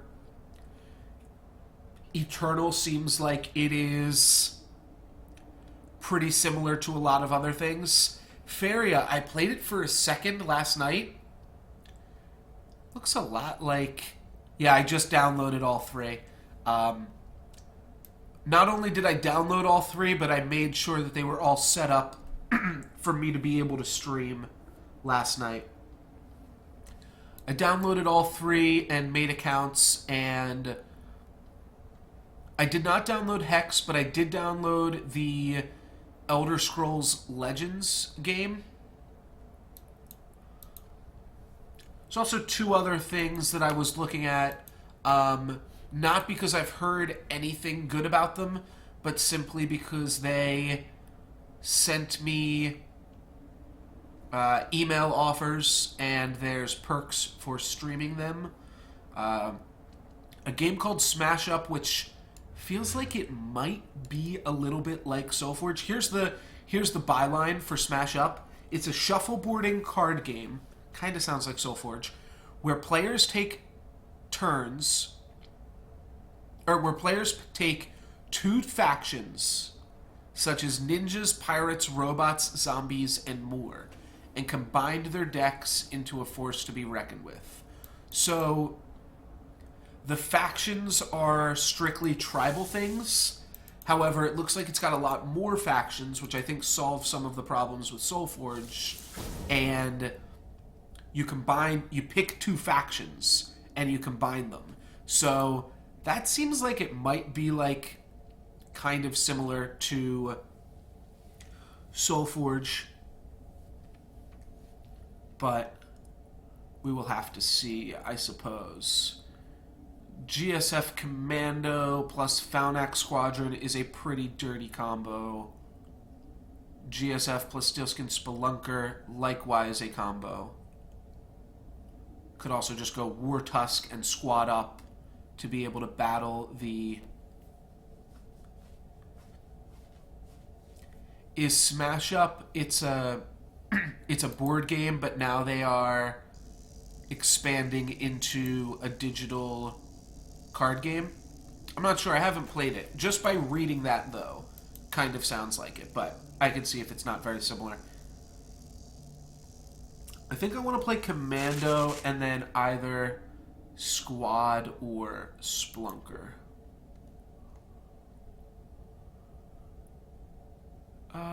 Squad should be enough. Though Splunker's also really good. Let's go Splunker. That'll be fun. So, are any of the potential games... Do any of them have an iOS clone? Like, as far as I know, Solforge and Hearthstone were pretty much it, unless you want to get into, like, freemium games, but I definitely don't want to play. So, my only requirement for a game is that it kind of, like... That the entire game be contained within the gameplay element. I don't want to play games where you level up your cards outside of the game, because that is like very much RPG and just cheating and not really that much fun. Gonna be able to activate Necro Slime here. That's fine. We'll kill this because that saves this guy. Positive battle with Batterbot and play Wirewood Ranger. I think you guys understand what I mean like that. I don't want to play anything like Clash Royale. It's all just like, okay, can you do the microtransactions and can you come back every 3 hours to make sure your stuff's leveled up? Which is, it's fine, and those are fine things, but I want games where both players can theoretically come into it with the same like potential power level or what have you. And are they going to attack their own dog? Looks like they are. So they've got a 6/6 Wirewood Ranger. Bottomless Puncture is not as good here. If if Faria is on iOS, that's probably going to be the pick, especially because I'm going on vacation and a game that I can play from an app as a time waster would be nasty. I don't think Faria is on iOS, though. I'll check again. Faeria, correct? Yeah, it just says no results for Faria, though I could be, like, not connected correctly or something.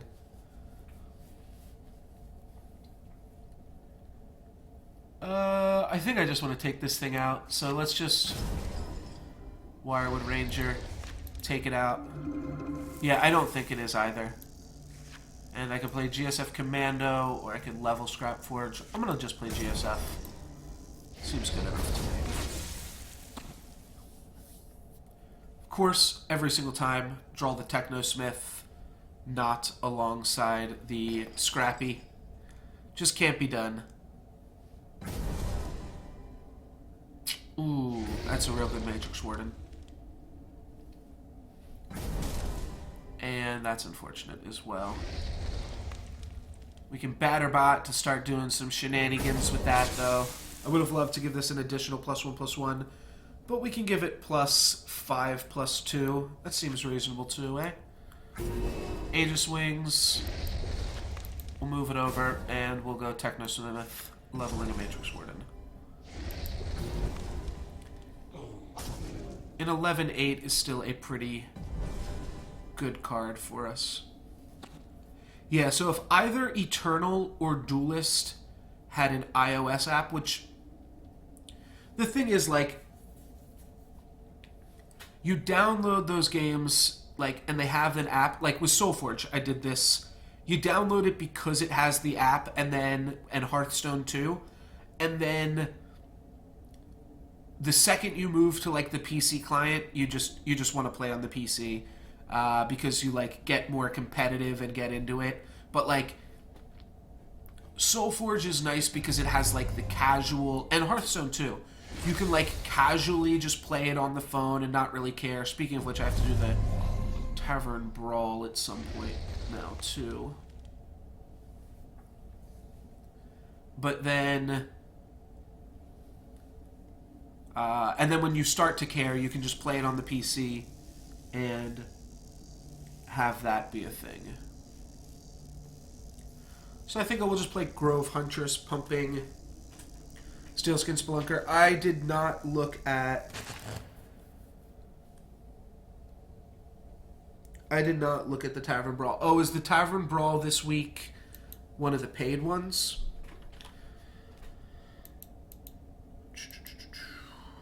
I have not looked at what the Tavern Brawl was. I was playing Solforge yesterday. Oh, is it Diablo themed? Is it the Diablo one finally?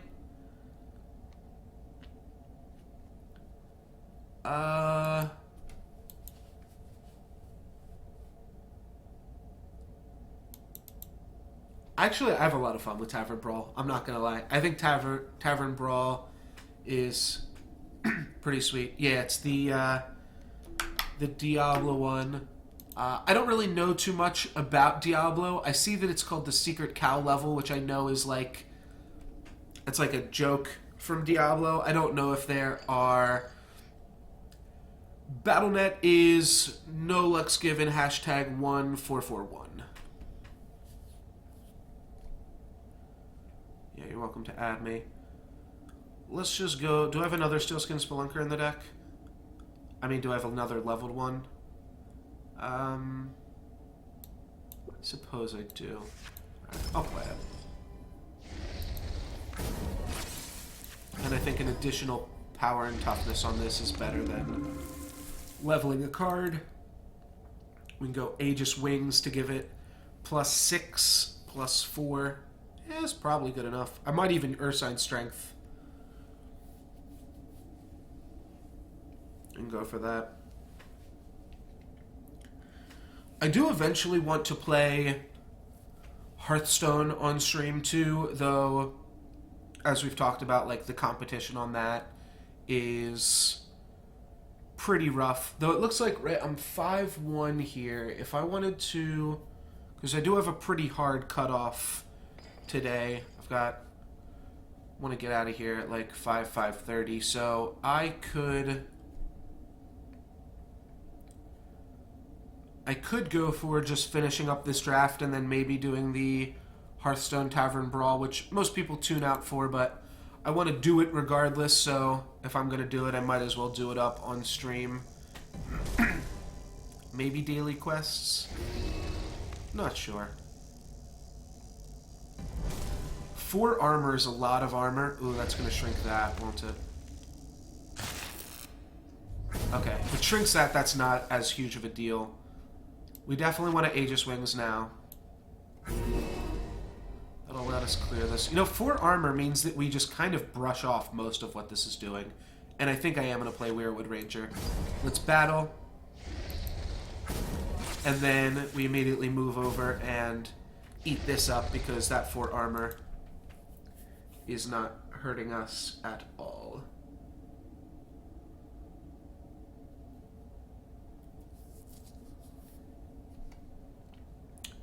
Also, I believe that I have sent out messages to everybody, so check your Twitch inboxes. And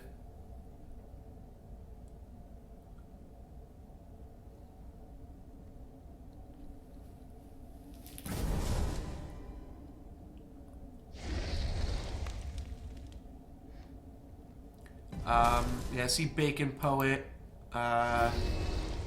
responded, but yeah, I sent just kind of a thing, just kind of like a little form, and it's mostly informal. Alright, let's do like this. Oh, Ordnance Captain here. Get my opponent for a whole bunch of damage. But yeah, just long and the short of it is let me know your YouTube. Yeah, the aggressive route might have been a little bit better.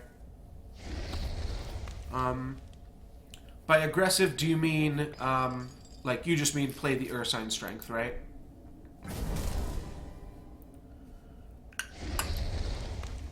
Still doesn't have enough. Like, yeah. Ursine Strength would have been good because my opponent still doesn't have enough to deal with the Steelskin Spelunker. However, at the... Oh, they did? 13? Oh, I guess it was 13, eh? I thought it was 12. Okay. We definitely Wirewood Ranger, and then do we squad up? Big creatures that also have mobility are pretty hard to track down. I think I'm just going to squad up. It makes this 10-14. It's pretty good. My opponent does have a Scrappy in their deck, so we do have to be mindful of that. My opponent's deck is pretty good. We definitely want to be... Ordnance Captain is a great, great draw, as well as Matrix Warden.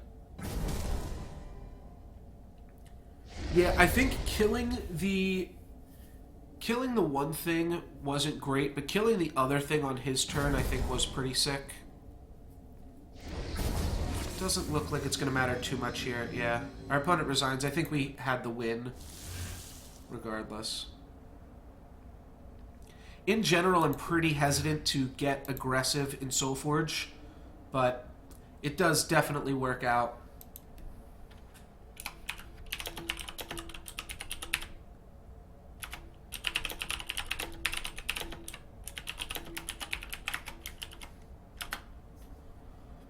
So we are 6-1. I'm just going to take a second here to view the deck again. It's pretty strong. The only time we lost was when we got a little bit greedy with those bottomless punctures and GSF commandos instead of just making the best plays.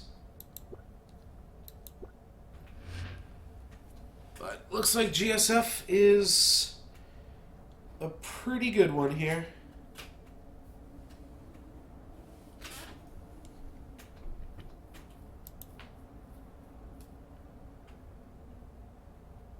If anybody has any recommendations too for good iOS apps, I'm also interested in those. I'm definitely not going to ever delete Solforge from my phone, because once you delete it, it's like already removed from the App Store, right? So once you delete it, you definitely can't get it back.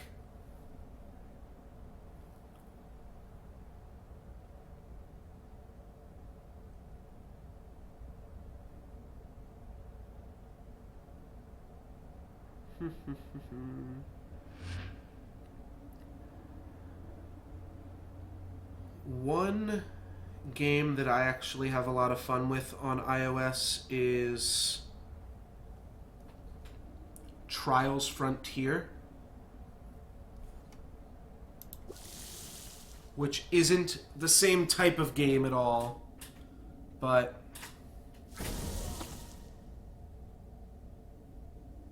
really? Technosmith Scrapforge Titan. Alright, this game is starting off right. Yeah, what's cool about Trials is they do events every once in a while for like the top, for like players that are already done like the story mode and stuff.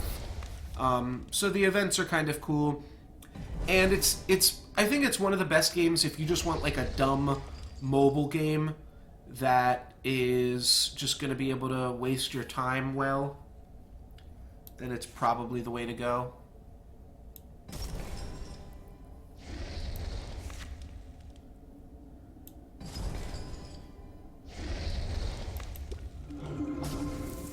Bike race, yeah, kinda. Same kind of thing going on.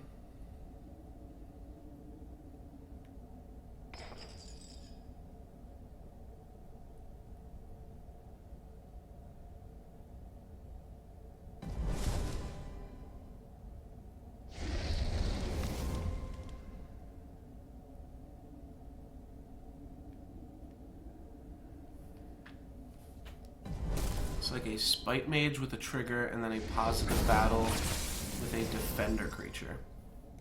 So let's play Commando and Beta.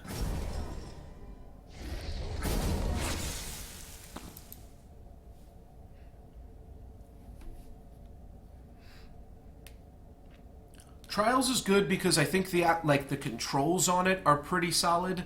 And then it also scratches my itch for, like, that's pretty good. It's gonna have to die to Technosmith then. This definitely should have been center lane, eh? That's awkward. So we go Technosmith level up, Forge Plate Sentry, and then Wirewood Ranger.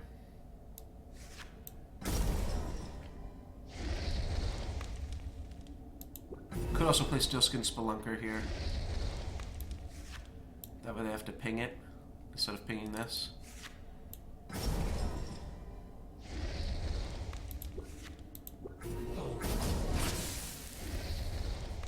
Yeah, this definitely should have been center lane, but maybe we'll draw another? No, not just yet. We do have Bottomless Puncture, so I think Bottomless Puncture will potentially be something we'll want to play here. Might make us a little bit far behind, but no, they're still going to be playing level 1s. Ooh, Spite Hydra's awkward. That is not a Tempe's creature. I never wanted my opponent to play a Borean Stormweaver more, and that'll do it. But what kind of weird universe do we live in where I'm, like, cheering for my opponent to play a Borean Stormweaver? Weird stuff. Alright, they're poisoned. We're killing it. We're crushing it. We got the Technosmith Scrapforge Titan yet again.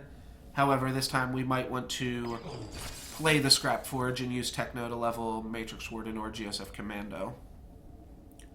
Just a thought. Alright, that's going to ping that. And then they're going to use Flame Lance to finish it off. So if we drop Scrappy there, That'll still be a positive battle.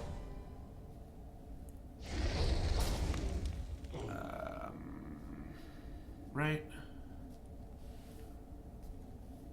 Just scrappy.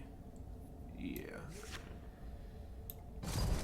And I am going to block Techno on Stormweaver here, leveling Matrix Warden.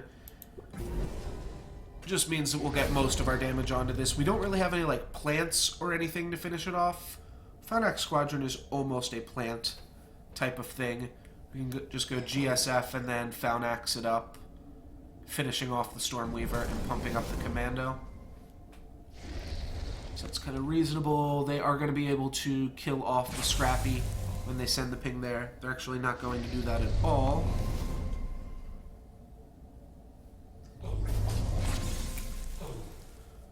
Well, let's see. I think I do want the GSF Commando to just be a little bit bigger here now. And I am going to trade off into both of my opponent's creatures because they both have activate abilities, so we kind of just want them dead. We'll pump here. That means it survives with most of its health still intact. We can give it Aegis Conscripts.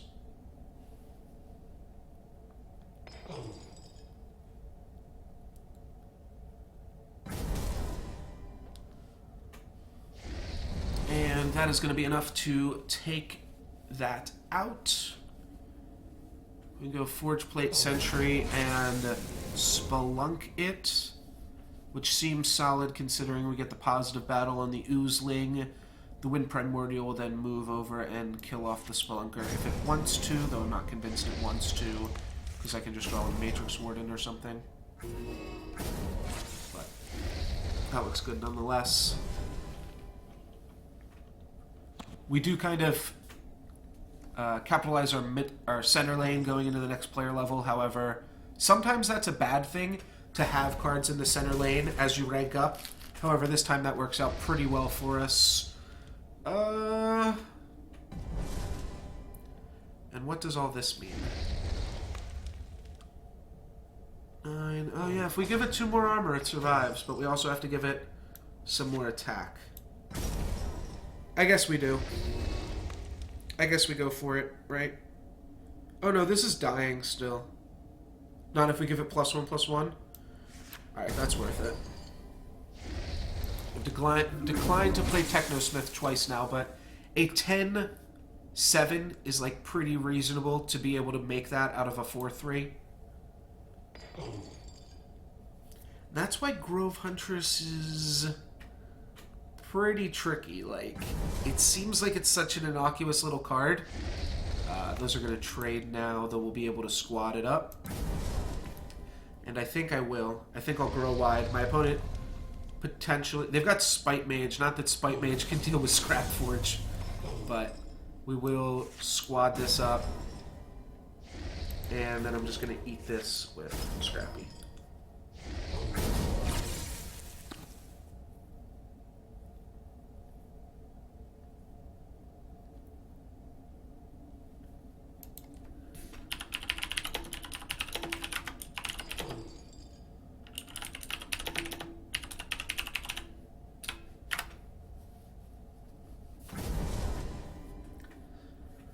Alright, going out on a good note here.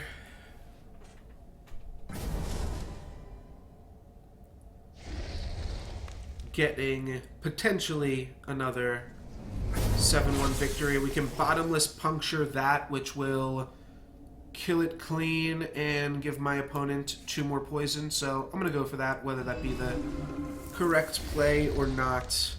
Then I can Forge Plate Sentry or Ursine Strength. Right now we're hitting them for 27. I'll put them down to 62. 62 means they're dead in 20 turns. I could... Ursine Strength plus 5. No, let's just play Forge Plate Sentry.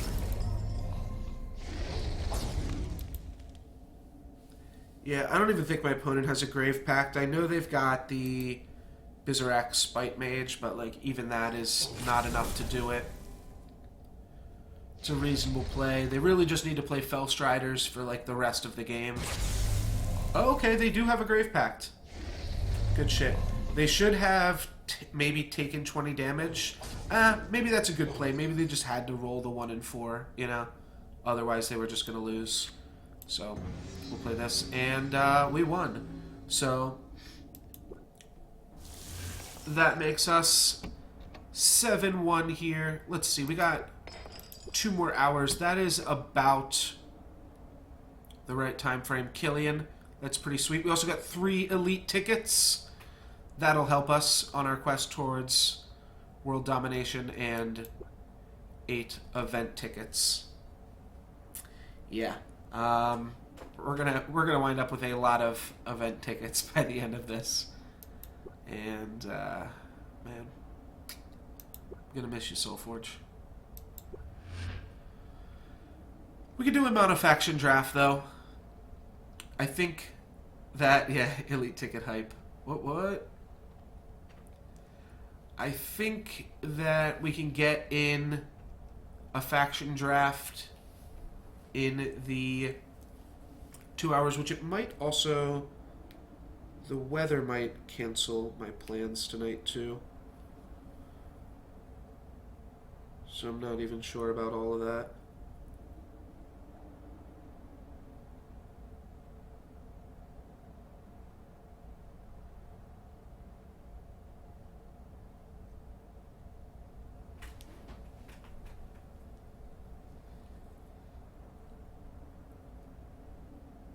Yeah, I did an elite draft way back in the day.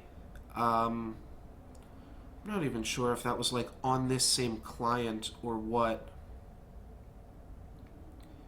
The thing that I remember, I think they might do like one more elite event or something, just because I know there's a lot of people with a bunch of elite stuff.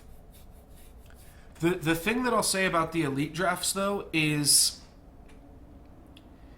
they used to... So it used to be drafts were 4 rounds, and then elite drafts were 6 rounds. So they felt like something special. Now you do an elite draft and it's only 6 rounds. It just seems like, whoa, it's like, oh, that's so much easier. However, they do use the old system, so like you could end 5-1 in the elite draft.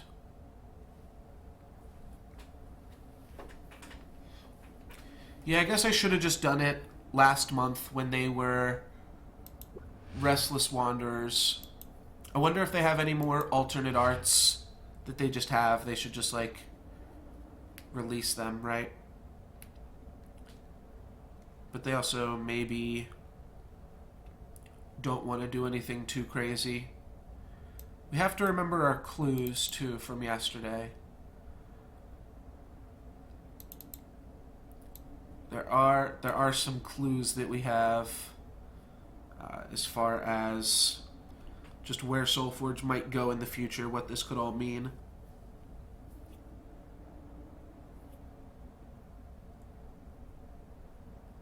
Just doing something on my phone here, guys. Sorry, give me one more second, Tao. One more second, Tao. I don't know what the hell that meant. Oh yeah, elite drafts were always sweet. Like, it was a cool thing that like they were able to put in. I really liked the elite system. It was cool, and it's kind of modeled off of, which is not like a great thing to be able to say, but it's like somewhat modeled off of Magic Online in a way. Magic Online does a system kind of like elite tickets.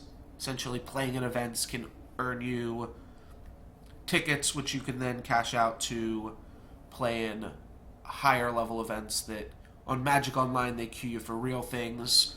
On this, they help you to get some other stuff. So let's do a mono faction draft here. I've got 2 hours. We can bang one of these out. Let's do a... I'm going to do a vote. I think I can set that up on Moobot right here.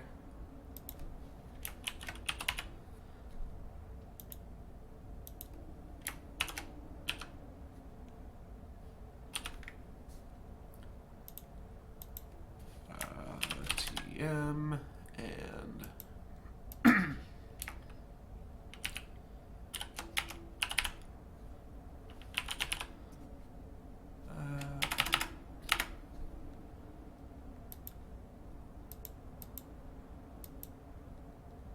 Alright, so I think this works. Did that post something in the chat? Alright, so yeah, so vote. You do exclamation point, vote all, exclamation point, vote neck, just the first three letters of whichever faction you'd like to see me draft. ALL, NEK, TEM, or UTE with exclamation point vote at the top. Shouldn't be that hard to track it, but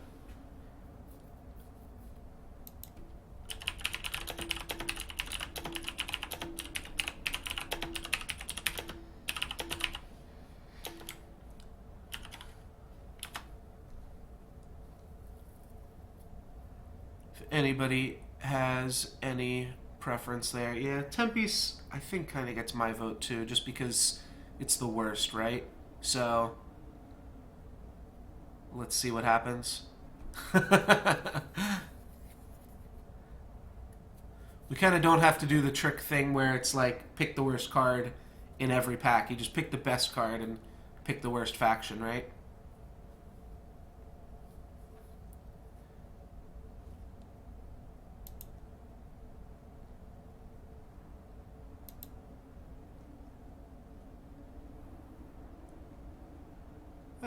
That's probably good enough. That's probably all we need to see here.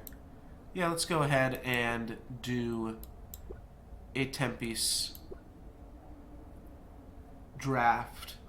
So we know the patron is going to be live, but even so, is that any good? Meh. It's not bad, right? It's a Warlord or a Uranti, whatever that card is. Leyline Tyrant seems meh. Blazing Hostility seems kind of reasonable. Like I said, in the mono, you're actually less likely to hit in mono factions, but for some reason it feels like you're more likely to hit, right? So I guess you're less likely to hit. You're 1 in 4 to hit, whereas opposed to normally you'd be 50-50. You'd be 3 out of 6. But somehow 1 in 4 does seem more than 3 out of 6, even though it's significantly less. It's half the percentage. So I guess we take Patron of Kaldras, or Kadros, whatever. Like, it's never gonna be good.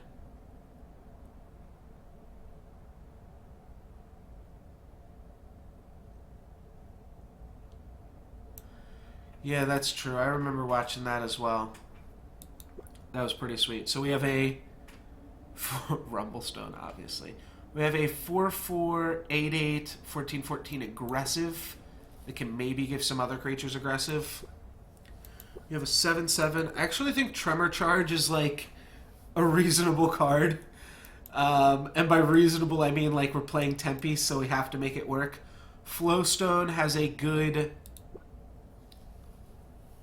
level 3. Maybe we can make a Shurian Brawler work. This card's so hard to make work. Everybody just snap blocks it.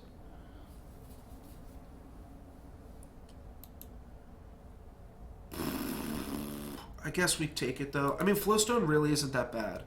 It's got a fine level 3, right? Just a shit level 2. Yeah, that was me, General Ginya. I did the 10-piece mono faction draft, and we just crushed. It wasn't close. Then I was like, wait, maybe 10-piece is the strongest one. So we drafted it again and just got a bunch of Flowstone Primordials and ate a bunch of shit. But yeah, that was me that Flowstone isn't that bad. But I think I'm going to take Brawler. There's a lot of sweet things you can do with Brawler and mobility in it. Alright, Ice Shard Berserker is a good one. Glacial Colossus is kind of sweet too. And a Defender's Matter theme is pretty good, but Ice Shard Berserker just doesn't. It isn't a Defender, and it's still just as good. Alright, here we go. This is the start. This is the start, baby. This is how we do it. Then we get another pack like this again. Ambusher, horrible. I mean, not horrible, just awkward. I don't even know why I said another pack like this. This pack's fine. What am I even talking about? Shurian Mystic's fine. Ambusher's fine. Conflagrate's good. Avalanche Guardian's good. We're not going to play Taliesin Stampede or Uranti Ice Mage, though. I really wish that this card worked as well as it used to, because that was one of the sweet things you used to be able to do in Mono Tempe's draft, was give their creatures Defender and then destroy their defenders.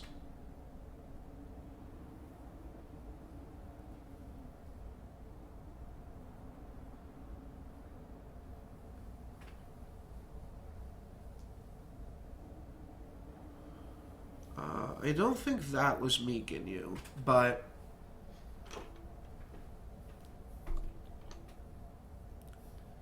yeah, I don't think that was me if you're talking about like some sweet Chaos Twister plays, but that does seem pretty cool. Let's see, do we want something like Conflagrate even? I feel like Ashurian Mystic and Avalanche Guardian are both fine. I feel like I almost just want Avalanche Guardian because it's going to make it so that I don't lose. Avalanche Guardian seems like a really safe pick here. And we're definitely going to get some things to activate defenders. Ooh, Frost Shatter Strike or Master of Elements.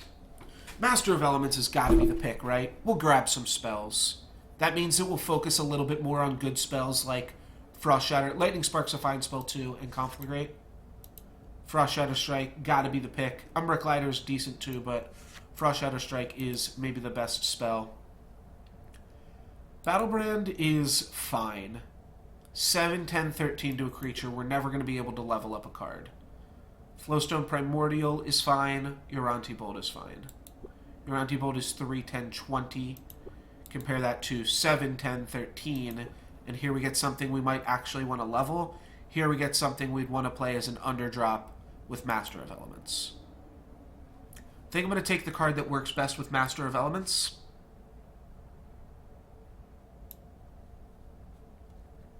And then take an Ashurian Brawler. Cards that are good on level 1 also work with Ashurian Brawler, because that means that we can mess them up. Totembound Berserker and Uranti Elementalist are both good with our Brawler boys. However, I gotta take Magma Hound. You just gotta take Magma Hound when you can, and just try to make your deck as solid as possible. Violent Outburst is kind of a cute card. I think it works with Ashurian Brawler. Player, yeah. So you'll get like an 8-1. Oh wait, is it this turn? Oh no, that it keeps that ability. Okay, so it will be an 8-1 that kills itself. Cinderbound Barbarian. That's really what you need. Turnabout is interesting as like a mini epidemic, and it's cool to play off Master of Elements, but Cinderbound Barbarian is just like a Master of Elements that you don't even have to level. Card is insane. Take another Battlebrand here, I think. You have Battlebrands plus Ashurian Brawlers. Maybe we can make something happen there. And I'll grab a Cinder Colossus if we can level that and get a Flame Rift Instigator. I think we will want that. And I think the first Flame Rift Instigator is so good that that we will want to grab that. So let's grab a Flame Rift Instigator. Oh, Flame Shaper Savant. Oh, we have to take Flame Shaper Savant, right? Turns every spell into 4 damage and 7 damage. Like the Necrium one, this guy kind of protects himself too. Yeah, you just have to take Flame Shaper Savant. Magma Hound and Razortooth Stalker are good, but every card in our deck's Necrium. Seismic Adept was the card that you were just talking about. Shaman is good, but I'm looking at, we've got Master of Elements and 2 Ashurian Brawlers that the Battlebrand already works with. Card is definitely not great, but we can make some cool stuff happen with it. And the card is also good with Flame Shaper Savant, I think. Seismic Adept, I think, is going to be what we want here. There's a lot that this card can do. Reasonable stats, and just a lot that that card can do. Another Flame Rift Instigator is not horrible. We'll have to read these cards. Give a creature aggressive and attack. Then we have an Activate that cannot target itself. And a Sparkbrand Seer. Ugh. I have no idea. Flame Flurry Shaman is like okay. And it seems like it's fine. It really does. The problem is every other activate creature can protect itself. Flame Flurry Shaman has never been great. Stats on it are really bad, too. Just don't see ever wanting to play this. Maybe we just grab Lightning Brand because, like, maybe it's relevant. It's also a spell to be able to play with Master of Elements, so you can go Master Lightning Brand it. I guess it's just Lightning Brand. Yeah, it's pretty bad. Frost Shatter Strike, though, is a great spell for us to be able to play off that. What does Ice Torrent do? Just nug them? No, that's bad. Pyromystic is solid stats every player level, and Nargath Warrior is solid on the first 2 levels and then drops off a little bit. So what do we have? 5, 6, 10, 11 versus 5, 5, 9, 9. I think I'll take Nargath Warrior. I could also just take another Aura Tech Battlebrand or Uranti Bolt. Maybe let's grab another spell here, actually. We're like borderline too many spells. Oh, wait.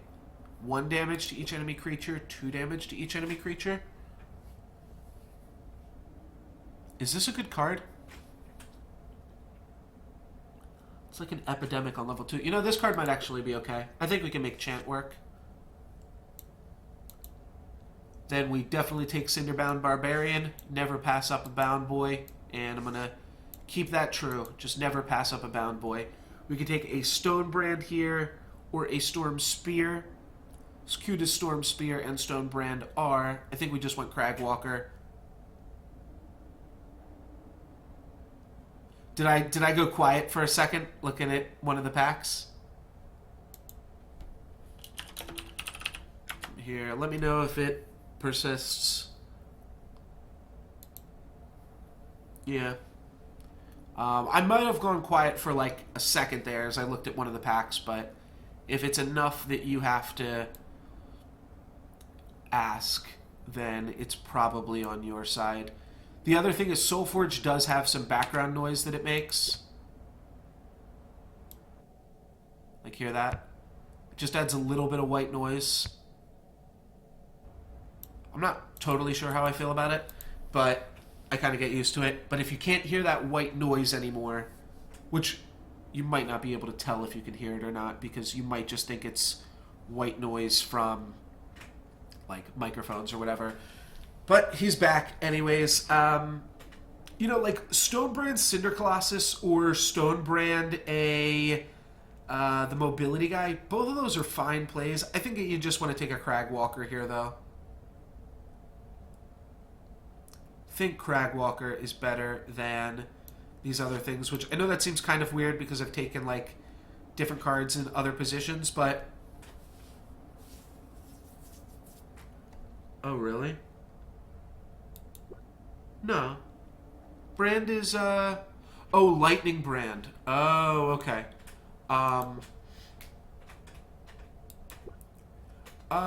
True. It only gets aggressive this turn, but the other... So, here's the reasoning.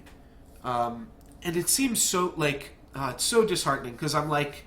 I feel like I've got good lessons to teach here about Solforge, or, like, good points to make, but they're also, like, so irrelevant. But... Here, all of these, like, both of these cards are better than Lightning Brand, and this creature is better than both of the creatures that were in the pack, so the pack is overall better. And aggressive isn't useless on the second turn, because it would deal the battle damage on your opponent's turn as well. So it can be the loss of, like, 10 damage or so, because you'd want the creature to be aggressive. But sometimes it is a benefit that it's not aggressive, because you have Frost Shatter Strike and Patron and stuff like that. So the biggest thing, though, I don't want to play any of these cards. I don't want to play Lightning Brand, Stone Brand, Storm Spear, the Activator, and the other card that were in the other pack, or Cragwalker. But Yeah, it's good for activates, but it's also good with things that like pump attack. So it winds up being okay that it doesn't get active on their turn. But yeah, like activate your Seismic Adept, move something, and then you can... Your Seismic Adept is unactive, so you can use it again the next turn. Stuff like that can definitely work. If you have like a big Flame Shaper that they're trying to block. So Cragwalker, it's an underdrop, and because I don't want to play any of these cards, if you don't want to play any of them, then the card that is the best underdrop is the best card. Same thing here. I don't want to play either of these cards. Which one's the better underdrop? It's Talon Stampede. Even though both of these cards suck, you just take the one that's the better underdrop when in a pinch. So we can take Arcworm here, which I think is pretty good. I mean, Stampede can come up. Is it nuts? I don't know. I don't know about all that.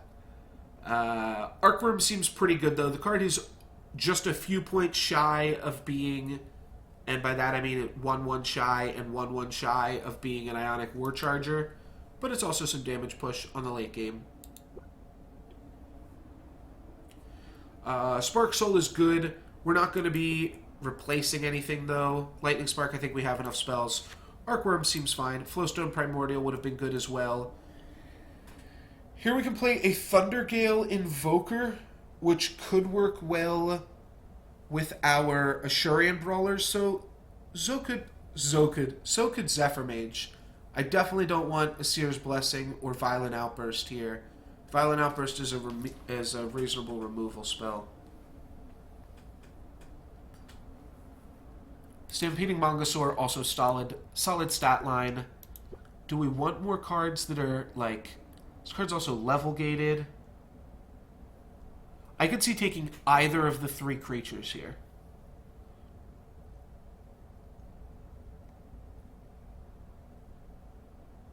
Yeah, Invoker's stats are really, really bad.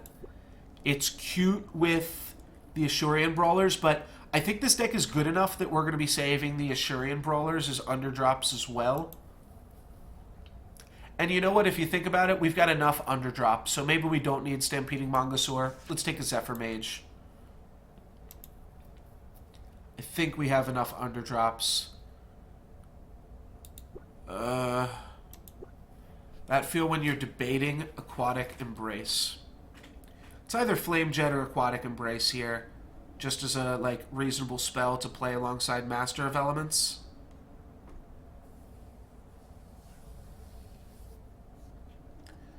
How much does this card heal for? Where's it at? Didn't we get the thing that gives +5 health and mobility? Didn't I grab one of those? Oh, I didn't? That kind of makes me feel like... I mean, this card is really solid with Master of Elements. You just play a 9/14. It's surprisingly effective. At the same time, Jet is 5 damage. What is that no for, Grata? Oh, no, I didn't draft it earlier. Yeah.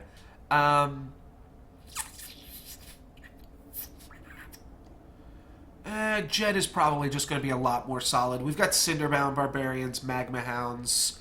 Means we can deal like 11 damage to something. Alright, we'll take that. And what does this do? Vengeance, damage to creatures.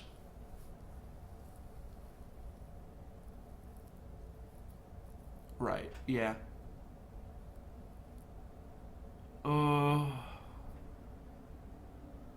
Something like this is pretty hard to evaluate. Windcaller Shaman is pretty fun. I think I like Windcaller Shaman. You know, this card's from Alpha. I haven't played with it in a long time. It's level gated, but still somewhat reasonable. I'm going to take Windcaller Shaman.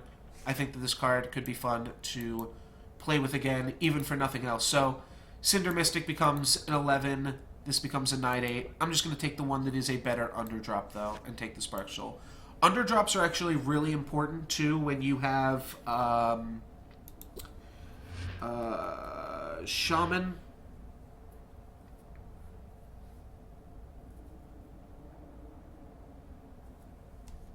or not shaman, savant. When you've got a savant, that's pretty good. Chant of Dragon Watch. If my opponent has Stinging Invocation, we've got the answer. Otherwise, we're just playing Magma Hound, Ice Shard, Berserker. Both are also really good underdrops, but if we've got to play them, that's fine.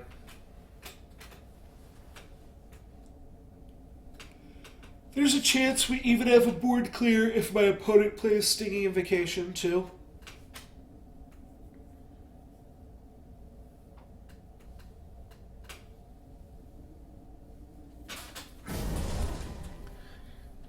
Getting a little lazy here. I'm going to switch my seat. I could play Cragwalker. What is Cragwalker? More so, what is he at level 3? Oh, God. An 18-6? Oh, that is just so, so bad.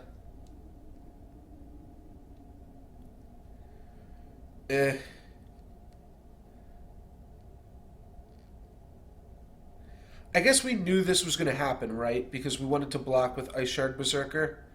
Yeah, let's just play the better card. So, like, either Magma Hound or Berserker kill off the Life Shaper Savant, and then the question is just, like, do we want to play Cragwalker open lane? Because we could go Berserker Cragwalker, right? And that's, like, not crazy, but also not good. It's good against activates. And it's also just going to hit them for 7. Means that Grove Huntress is like a good play against it. After they take 7. Yeah, let's play Cragwalker. We get him for 7. We're going to have to deal 120 damage to them eventually, so... let's start it off right now. Borean Stormweaver, OP. Avalanche Guardian, and Magma Hound, as well as Ashurian Brawler. All solid cards.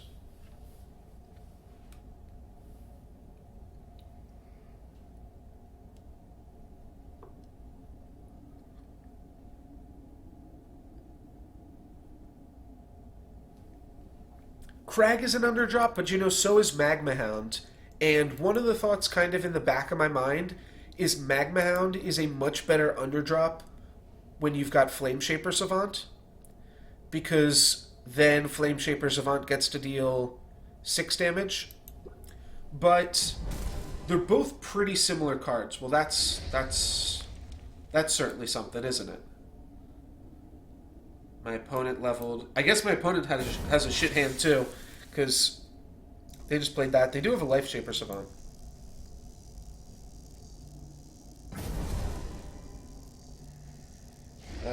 They're also just giving me the option to trade off into this. So I could trade, or I could just move this over, play Ashurian Brawler, and play Borean Stormweaver.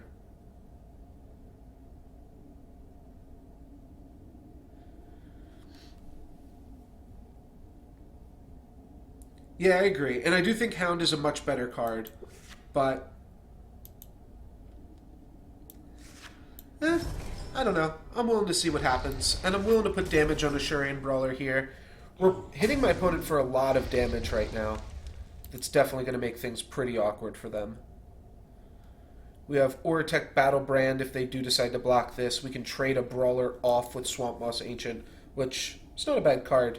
The fact that they leveled it means that they used up one of their best underdrops for Life Shaper Savant. And Life Shaper Savant cannot pump itself. If they've got 2 of them, then they can start pumping each other, but alone cannot pump itself. Alright, Savage Oath is going to make that almost a trade, though Borean Stormweaver is actually going to be insane here. I get to go Borean Stormweaver, finish this off. This is quite the start, right? And I can either actually battle with this, or I can just chump block it, or I can level Flame Rift, Instigator. No, I definitely want to play Flame Shaper Savant, right? So the question is, chump block it with Savant and open lane Brawler. Yeah, I'm going to chump block it with Savant and play an open lane Brawler. I normally don't make plays like this, but I'm just out of lanes, right? So, my opponent already has 2 creatures they've got to deal with. I'm only doing that because I am out of lanes to play my creatures. Yeah, definitely need to play Savant. The question was, which lanes do you play the Savant and the Brawler? And I think this play is aggressive enough that it might work. Alright, my opponent didn't get the Brawler hit here.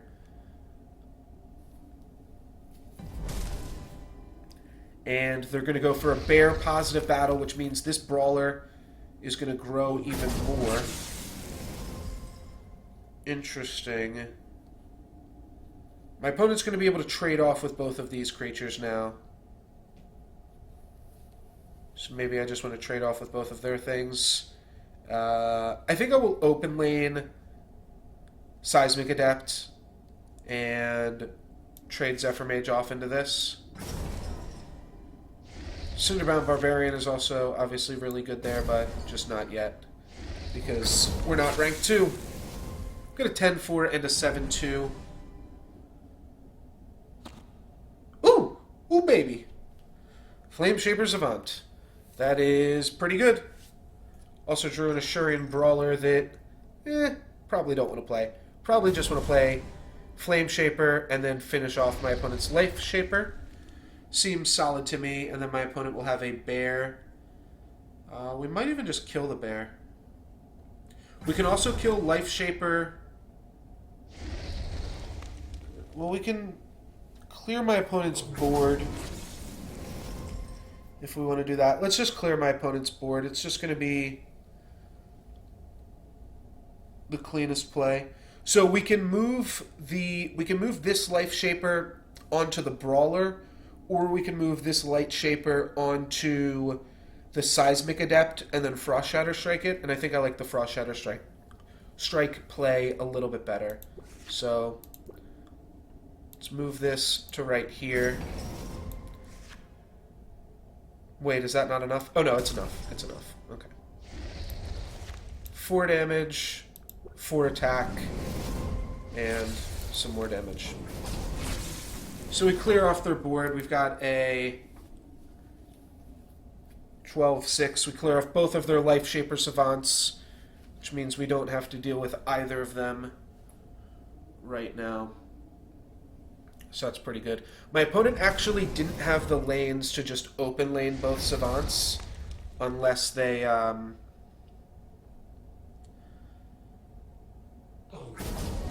yeah. So, but all level 2s is also good. I don't mind getting all level 2s. This is also an underdrop, and this is also an underdrop. Neither of these cards do I really have to level. The same time, what's good? Magma Hound can deal 2 to this, 4 to this.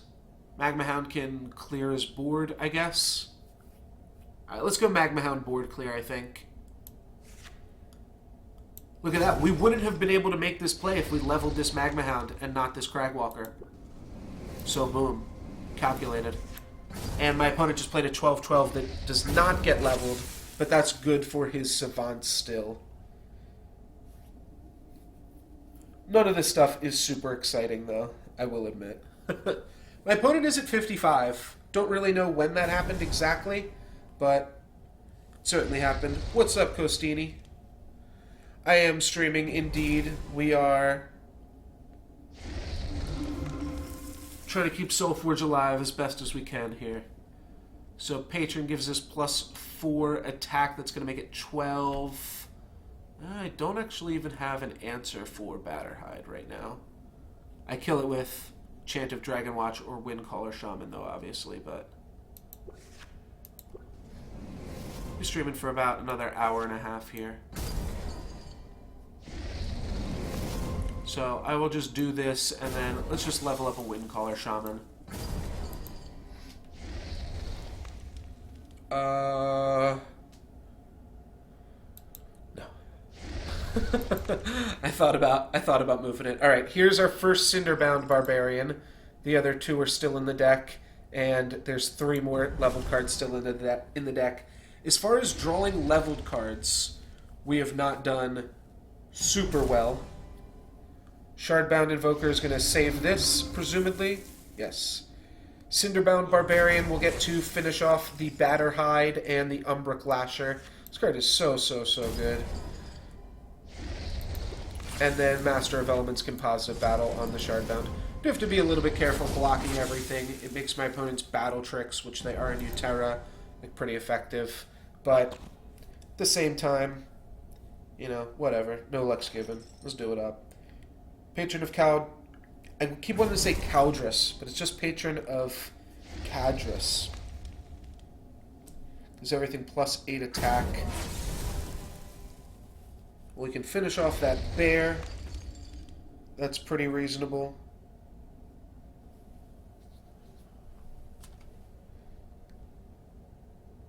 Oh, and let's play Cinderbound Barbarian to finish off the Shardclaw Crusher as well. So we're going to keep Master of Elements under-leveled, which could actually mean...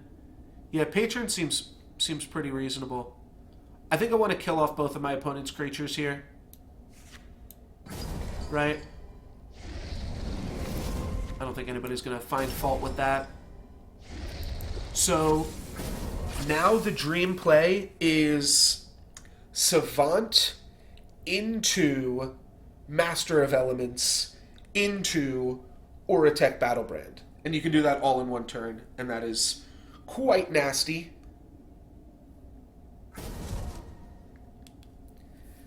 That is going to survive with 9 health, which means it does die to Batterbound or Barbarian. Yes, it does, unless they pump it up. Okay. They did pump it up. What'd they give it? +5. Yikes. So now I can finish it off by blocking it with Magma Hound. Let's just battle. That's going to make all this easier to read, right? Okay, so I'm thinking if Barbarian goes in 5, Magma Hound goes in 1, and we send all the triggers in lane 1, that's probably enough to do it in. 17. Oh, it's like more than enough. Yeah, the triggers aren't enough, but the creatures are more than enough, and that means if he pumps it even more, we're still fine. We've taken a lot of damage, and we're really just like trying to get back on the board now at this point, but yeah, this is fine. It levels the best cards, too. I think we could have just gotten away... Ooh, Stormweaver. That's going to help. And Cinderbound Barbarian will help to clean us off if anything crazy happens here. But yeah, this is a pretty solid combo of Batterhide plus Shardbound. The old Batterbound deck from Unheroic was pretty strong. Could also play a Shurian Brawler, depending on what my opponent plays. It's not a bad card to brawl with, right? Oh, what am I even worried about this thing for? Psh. I'm acting like my opponent's Umbra Clashers are active when they're just Umbra Clashers. Psh, psh, psh, psh, psh, psh. Well, the same time Brawler might be better than Barbarian. It's tricky. I think it is. But this doesn't level into anything. We have Borean Stormweaver to finish off whatever happens. So we take 7 more damage and we get to level a better card. At the same time, can Cinderbound beat Shardbound? I don't think so. 12, 24. No, it doesn't. It's smaller. Wow, they always make the Utera creature so insane. Because the Utera ones are 24, 25. I think we go Cinderbound here, though. Then we really want to draw Flameshaper Savant next turn, and another card to go along with that. Flameshaper Savant's really strong, though, if we get it. Alright, let's just do like this. Means we take a little bit more damage, but we put a better card leveled up into the deck. If they pump it, we can still finish it off. We didn't grab the...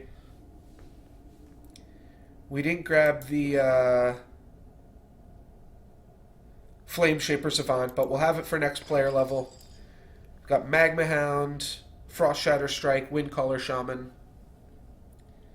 We've got to be able to make something work here. We also have a Magma Hound trigger for 2 damage. Oh, yikes. Alright, that's going to give this +5/+5. But +5/+5 actually is kind of good, because that means that we can use this Frost Shatter Strike a little bit more efficiently.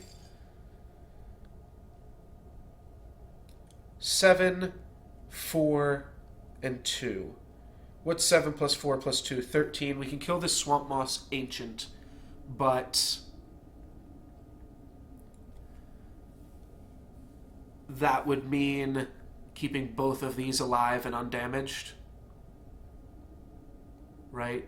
7 + 4 is 11 + 2. Yeah. So we can throw all of the triggers from Frost Shatter Strike, Magma Hound, and Stormweaver at this 12/12, which is like not horrible. But I think Life Shaper Savant will outscale this Borean Stormweaver pretty quickly here. Which is unlucky, but it's the truth of the matter. So I think what we do, we could throw 7 damage on this, which means we're going to be lined up to kill it next turn. And then we go Magma Hound, and we Frost Shatter Strike this, pumping the Magma Hound, and throw the trigger there.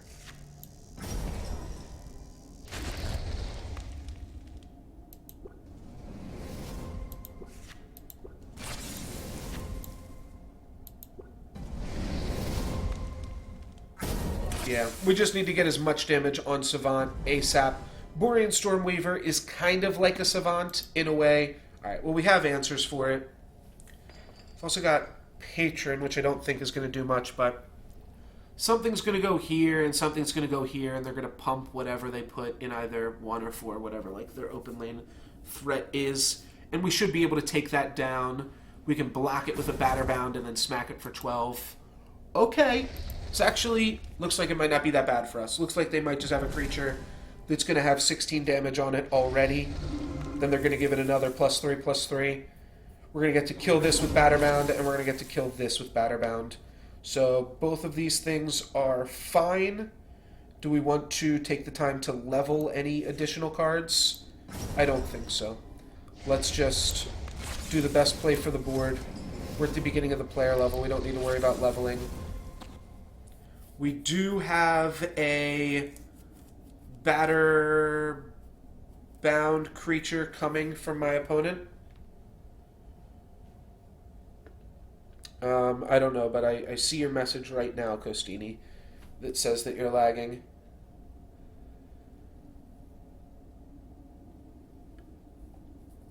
I can't actually tell how much you're lagging. You said nice hand in like a somewhat reasonable time, and I'm taking enough time on my turns that I am still seeing your messages.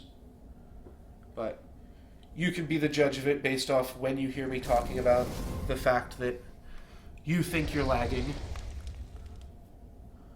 Yeah, you're not lagging that much. Alright, so we'll throw Cragwalker on the 12/12. That makes a lot of sense to me. We'll battle, and then we have the option of either Master of Elements or Zephyr Mage on this guy. Master of Elements seems like it's going to be real strong, right? A 17/17. I feel like we need some meat. I feel like we need some meat on the board. Alright, and there is some meat, for sure. Flame Shaper Savant plus Oratech Battlebrand. Yeah, went with Master. Went with the 17/17. Savant plus Battlebrand means that we can hit something for 14. Life totals are super low here. My opponent does have a 13/18 that they're going to be drawing soon. Alright, well that's dog food right there. So maybe that's dog food. And alright, that's both of my opponent's plays. So we get to clean up the field with the dog and play Flame Shaper Savant. Though you know, this is actually a better play and levels this. Or it's not a better play. It puts us in the same position, but it levels Windcaller Shaman. So we will play Flame Shaper Savant, Windcaller, trigger here. This leaves us with the exact same endgame board.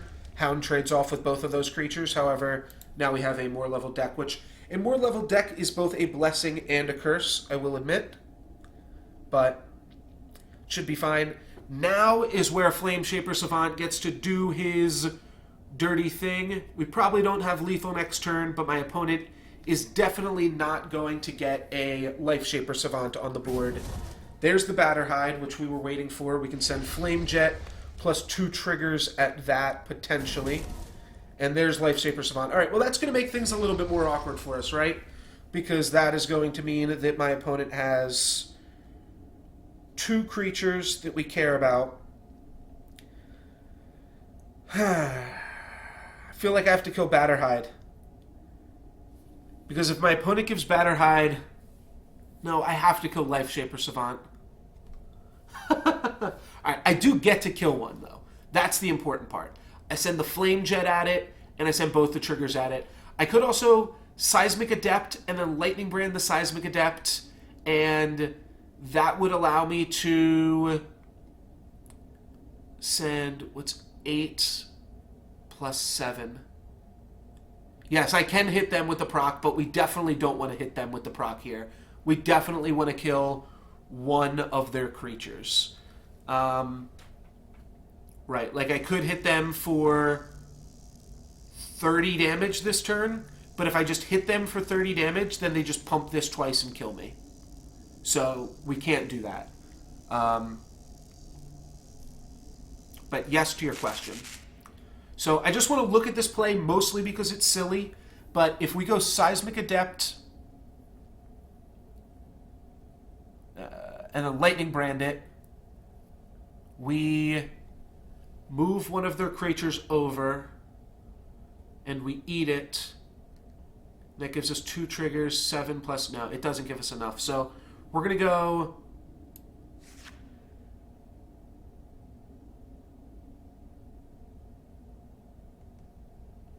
Wait, do I have lethal with Lightning Brand? This is 8. 20. Oh man, I would put him down to 5. Yeah, if I went Seismic Adept Lightning Brand, it means we hit them for 8 plus 14 plus 12. So that is 34. We'd put them down to 5 life points. Then they just attack us and we lose. So we don't want to lose to just getting attacked. Yeah. So we're going to go Seismic Adept, Flame Jet, and we're going to throw everything at Life Shaper Savant. Means we're going to take 2 damage on their turn. But we clear Life Shaper Savant. We put them down to 27. If they can't answer this now, then there's a decent chance it'll be lethal. Maybe not lethal.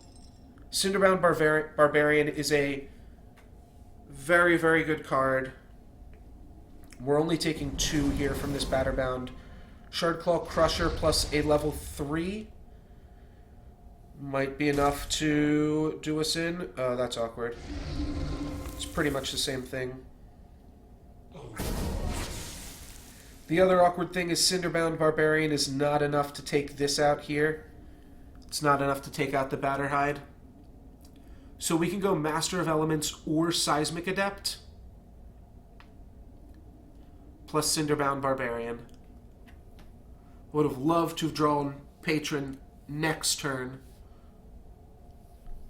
It's definitely not GG, because we're not dead here.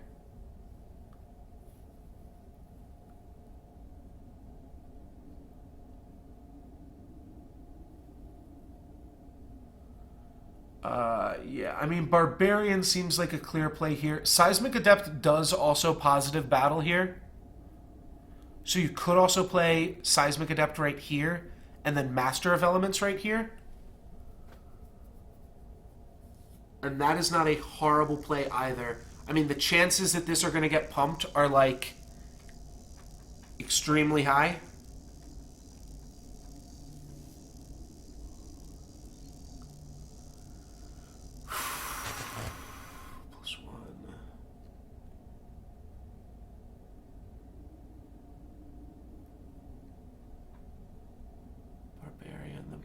Patron. I think Barbarian then pump with Patron is worse. We take more trample damage, and we don't have a Seismic Adept out. Seismic Adept is just better than Patron. Yeah, I'm going to make the...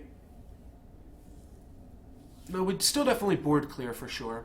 If we go Master of Elements and put a Seismic Adept right here, we definitely board clear for sure.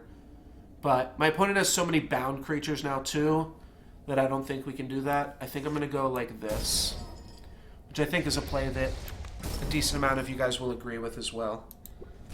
It's just, you know, it's a pretty straightforward play there. It potentially opens us up for lethal. We have 11, which is... Alright, so I think we have lethal. I think we won.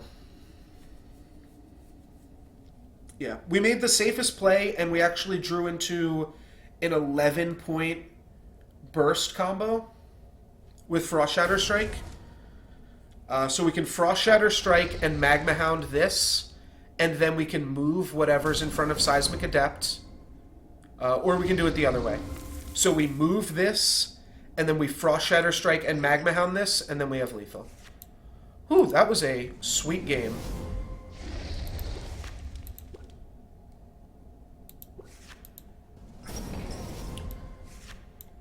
That was a really close one. That was sweet. Then we hit my opponent for 29 and put them down to -2. Woo! That was sweet. That was pretty cool. That was pretty cool.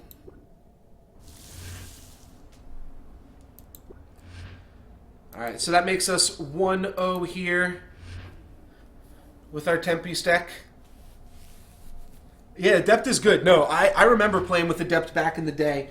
That is a really strong activate ability. There's a lot of neat things that it does. And it was really good for us that game. The level 1 version, I mean, it's good with Frost Shatter Strike, I guess, too. Same kind of play here. We either go Ice Shard Berserker or Spark Soul. I don't hate Spark Soul. Both are good underdrops. Alright, I guess I'll just play Spark Soul. No, I think I'm just going to play Ice Shard Berserker. Believe it or not. It's so tricky.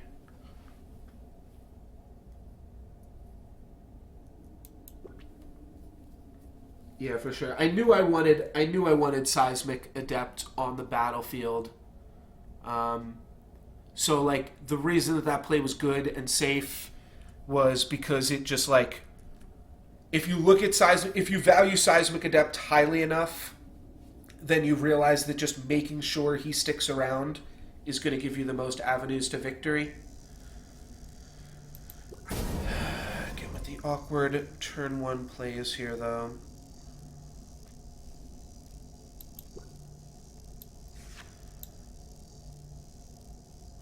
Let's play Spark Soul.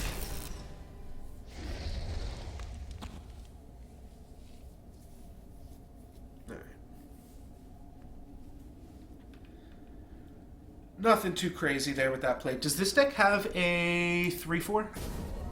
Okay. So we might have some defenders lying around that we might be able to make use of on the next player level. Like if we can grab a Cinder Colossus or something like that. Ossuary Spirit. Uh-oh. That's a little spooky. It's a little scary. Let's play Borean Stormweaver, and I'll just play Flame Rift Instigator, though. I don't care about Ossuary Spirit that much just yet. It is on the side lane. I shouldn't have blocked this on the side lane. That was a mistake. But I can play Master of Elements, Patron of Tarsus next turn. Did the Sigmund deck go 7-1? You know what? I won't spoil it for you because the finals of that draft were actually really, really sweet. What I will recommend is that you check out the VOD on YouTube. There's a VOD of the entire stream, so you can watch it all again. And there also is there's a highlight video that just says Epic Draft Finals or something like that. If somebody wants to link that, It's also on Reddit and such, but I would definitely recommend giving that a watch. It was pretty good.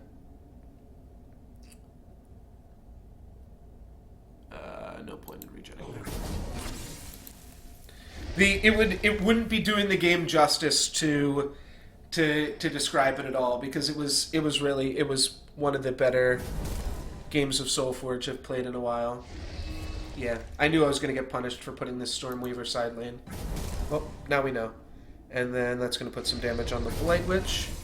Thank you very much, Bacon Poet, for the link there. Flameshaper Savant can trade off with this. We can also... Oh, we can Windcaller Shaman. We can Windcaller Shaman the Master of Elements. I like that. I like that a lot. Problem is, I want to play both Seismic Adept.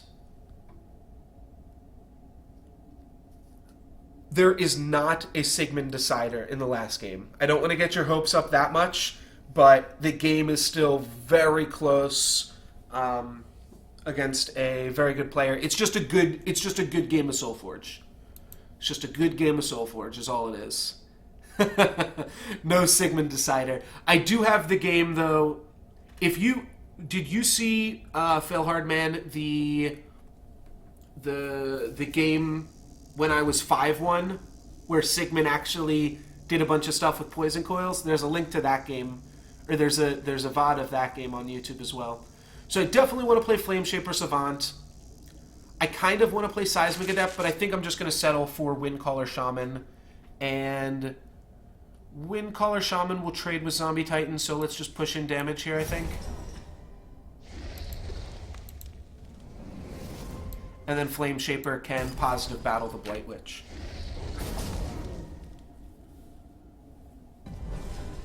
Okay, yeah, you saw both of the games that he owned in... Yeah, the Poison Coils game was pretty silly and pretty sweet as well. Magma Hound might have some good plays. We might just want to trade off Cragwalker with Scourge Hydra here, though.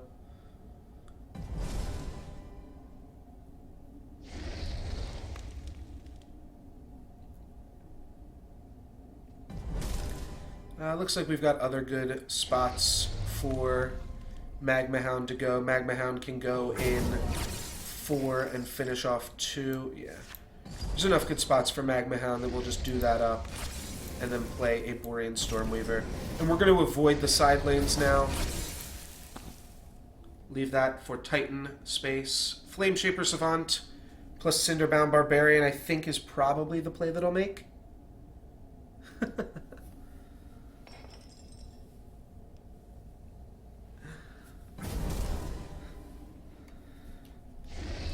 6 plus 4 equals 10. Those are numbers. Opponent's going to regen off most of that. It means we have an irrelevant Borean Stormweaver trigger. What else could we do? Do 6 plus 2. We just play Spark Soul. Don't hate that. Just playing Spark Soul, and we'll figure out how to deal with my opponent's other creatures next turn. We could play Shorian Brawler, though that's decidedly worse. I guess we'd go Flameshaper Savant, and then we go Cinderbound Barbarian here, just taking that out.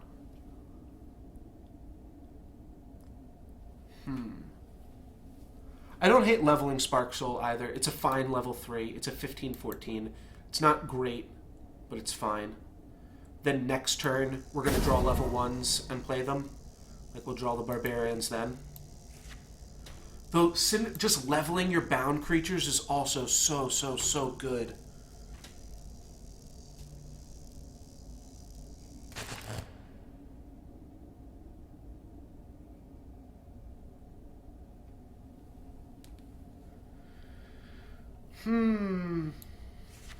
Yeah, the problem with the Savants is sometimes you get into the trick of just playing all underdrops, and then you draw a hand with no leveled cards, and you're like, on level 3, if I just play this underdrop, then the level 3s I'm going to have in my deck are just Borean Stormweaver and Flameshaper Savant, and then maybe Master Windcaller and Patron if I draw them. So there is definitely a drawback here. Oops, what did I do? Okay. However, the Batter Boys are so good when we get to player level 4. Most of these games do go to player level 4.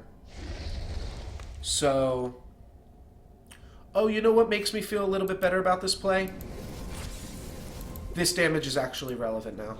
Because otherwise I was just going to be pinging a Regener. Now I get to ping a relevant creature. The Savant trigger can finish this off. We can play Patron and do some dumb shit now. Alright, that's a positive battle. That kind of stinks.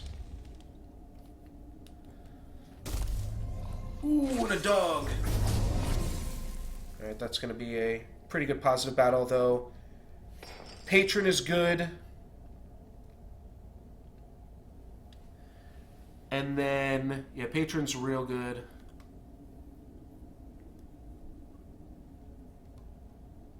And then I guess I'll just play Zephyr Mage and kill, like, maybe even the dog.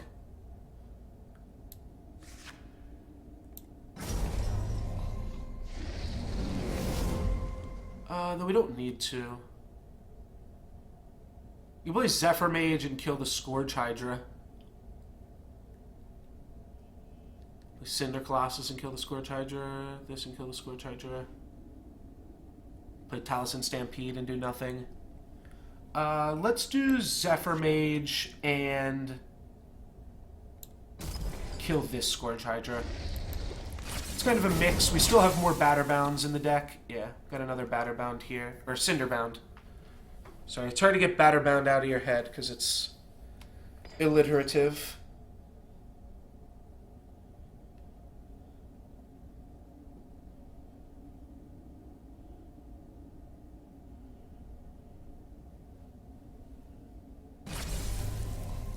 Spirit Cleave takes out our guy. Felt like we drafted a lot of spells and somehow wound up with 0 spells for Master of Elements, but that's fine. If they shrink this, right, they shrunk that.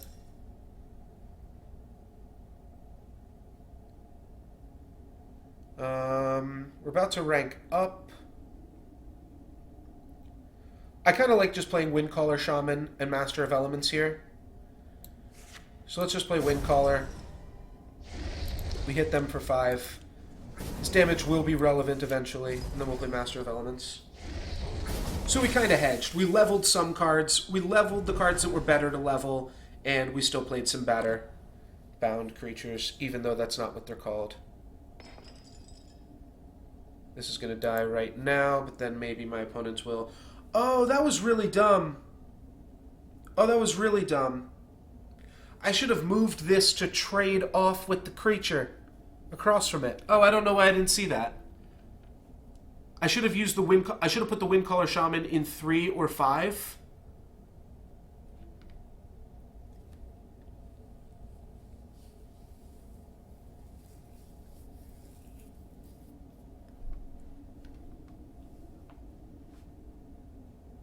Yeah, I didn't want to put any damage on my Savant, can you? I don't like damaging my good creatures, but that was dumb. Speaking of not damaging my good creatures, I just got in for 5 damage, and now I'm left with a 5-2 instead of a 7-11.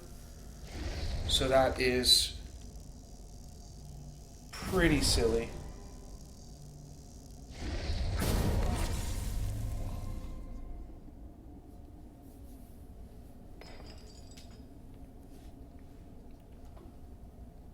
These are going to trade unless I do something about it. Like I could play Cinderbound Barbarian. Cinderbound Barbarian could take out this and push through for 6, which I don't actually hate here. Oh, it pushes through for more than 6. Yeah. Just go for damage push now. And I'll have Patron block. Patron does kind of most of its job when you play him. It's a little lackluster, but mostly because I messed up. Now we're kind of trying to play Grow Wide as Tempest against Necrium, which is fun.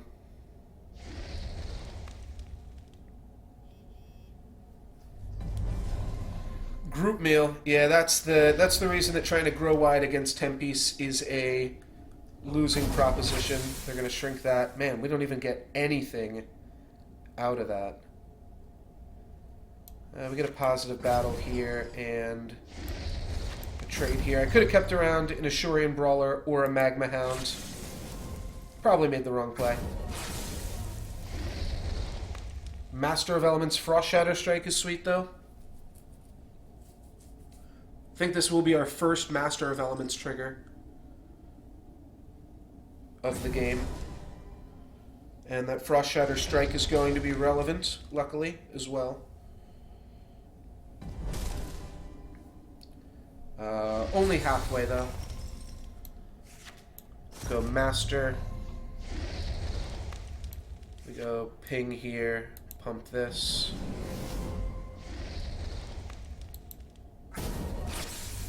Sweet.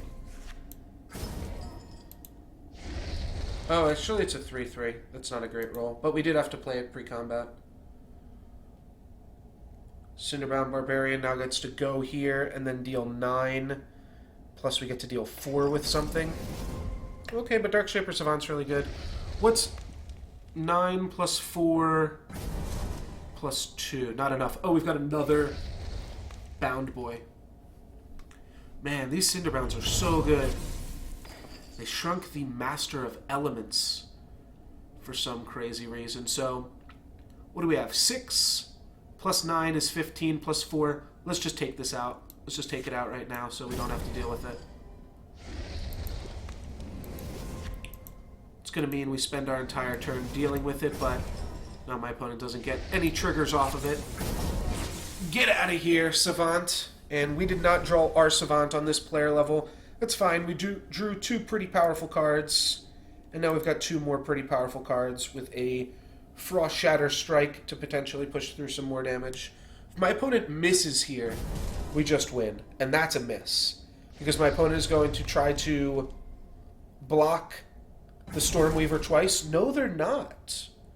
They're not going to try to block the Stormweaver twice. Well, that's pretty curious. It means that we get to do this, though.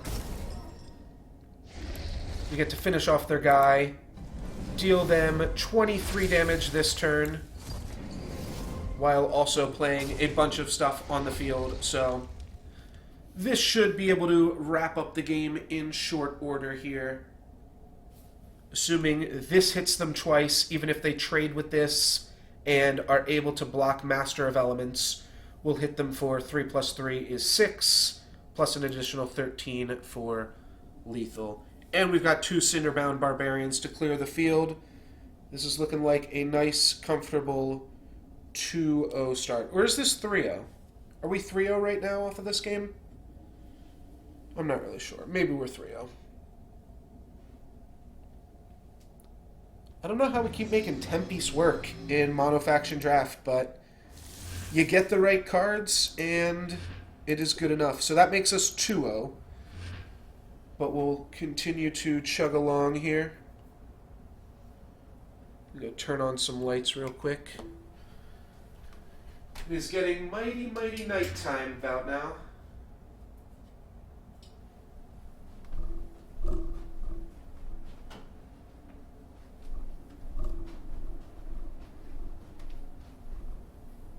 And Bacon Poet. Let's go, baby.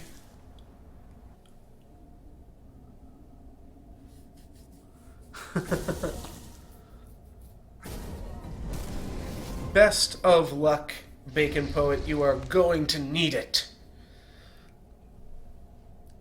Borean Stormweaver is obviously what we want to play. What else do we want to do? Do we want to play Ashurian Brawler to start trying to get in there? The fact that we already have the Windcaller Shaman means Ashurian Brawler is a little awkward. No luck's given, Bacon Poet. It is all right.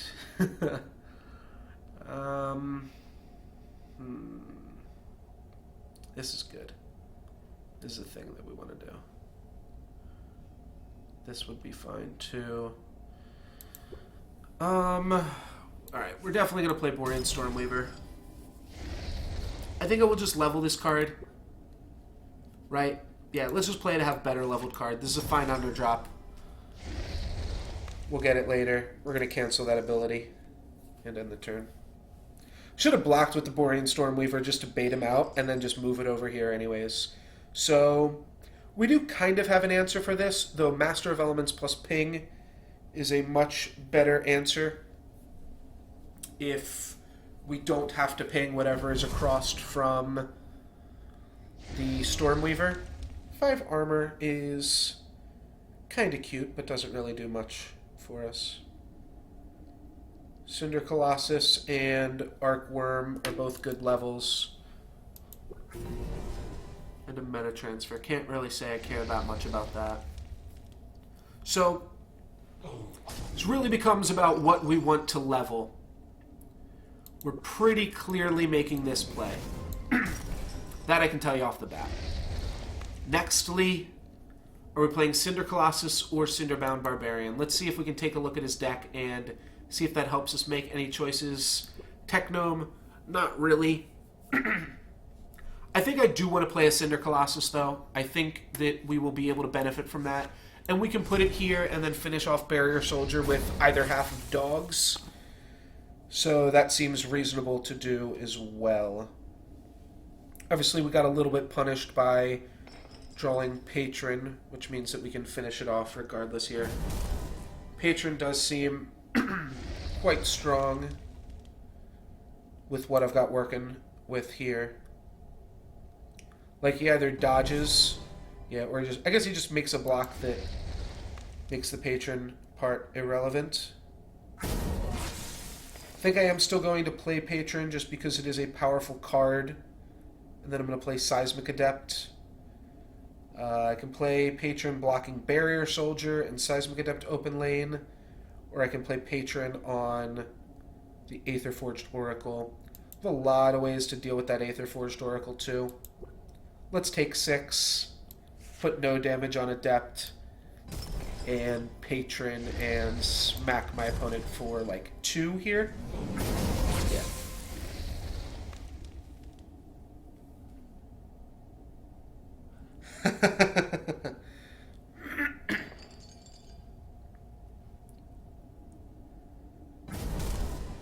Yeah, level 3 Sigmund would have been sweet. Unfortunately, we weren't really going for that.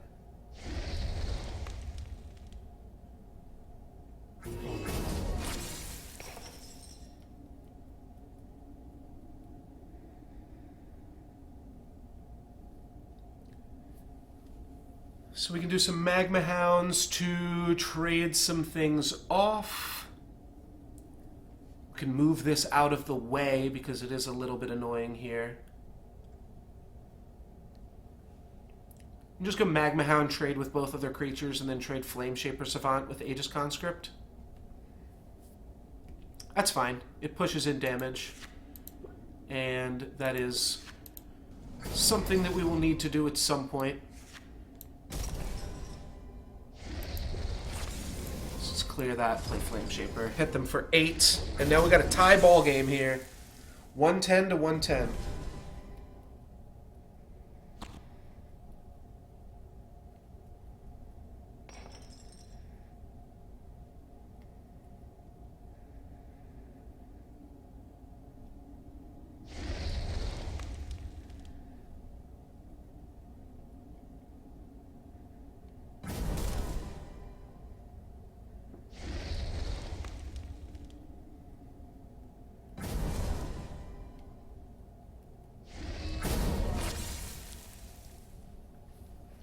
Alrighty, and looks like this hand is pretty good too.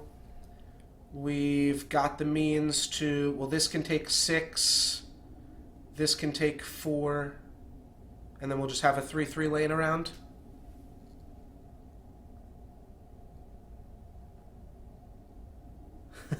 You think the RNG gluttons are karma for BMing my opponent? Is that what you're trying to tell me?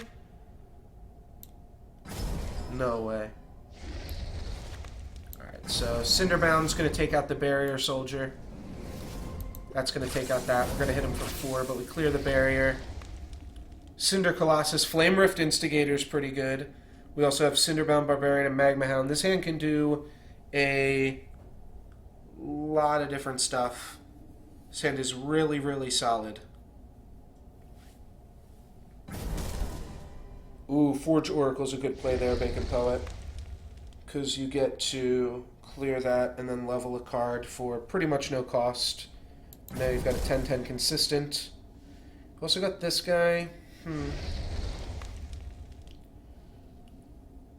So if I just send one trigger at this,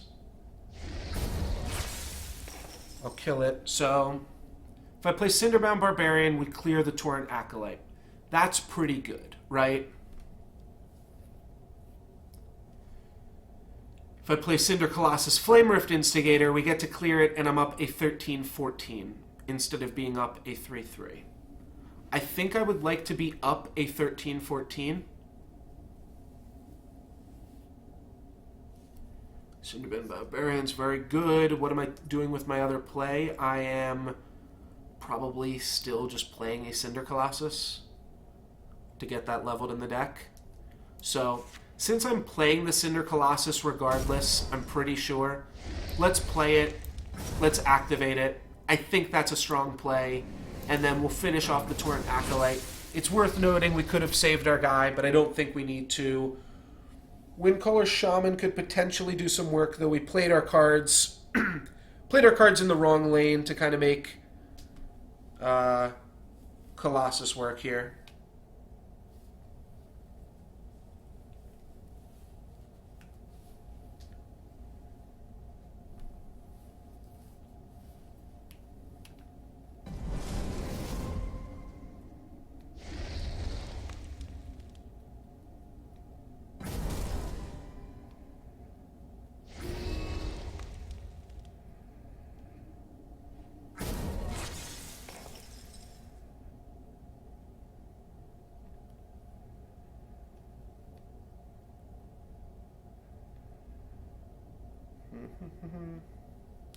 All right.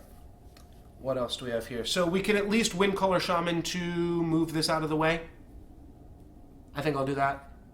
And then I'm blocking with Borean Stormweaver. What a crazy play. But I hit my opponent for 20. What's the other play? Let this die. I could Windcaller Shaman move this if I want. I don't think I want to move this. Yeah, let's just go for random damage push. My opponent's got a lot of shit they have to deal with, so Borean Stormweaver with some damage on it. They have to draw a level 2 Matrix Warden, which I don't believe is in their deck. We have Master of Elements Lightning Brand combo, baby. What else do we have? We have Ice Shard Berserker to finish this off alongside the 3 ping from Borean Stormweaver.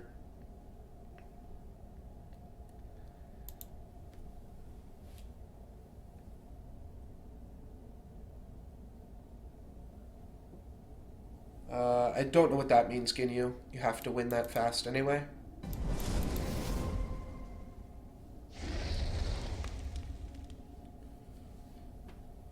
Don't know exactly what you mean there, but...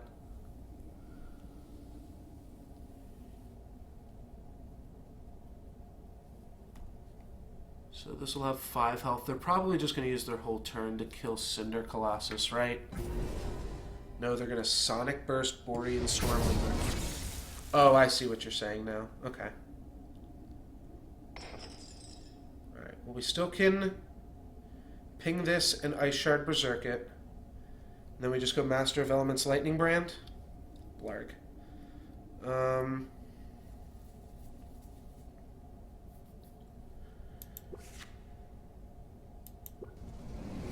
Do we just play Master of Elements open lane?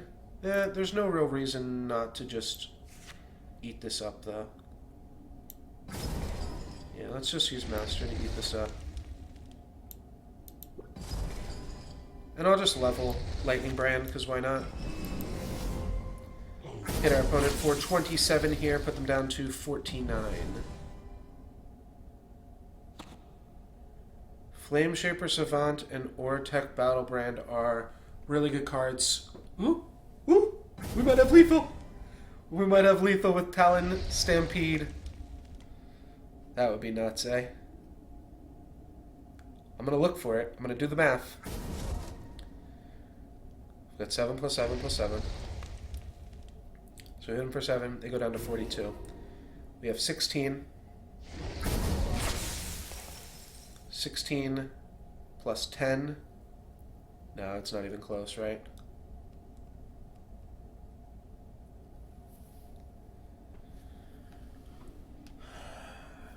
Right.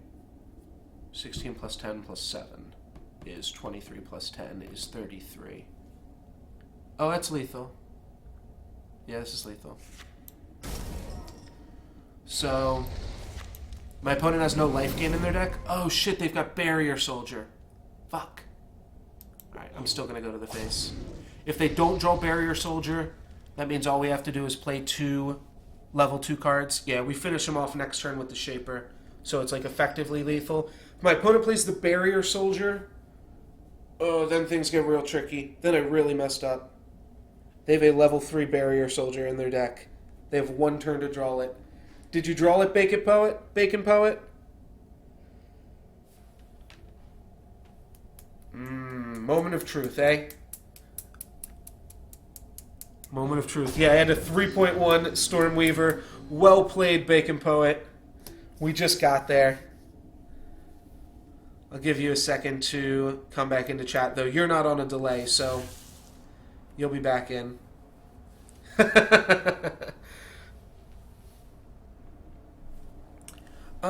Couldn't he go Barrier Soldier blocking?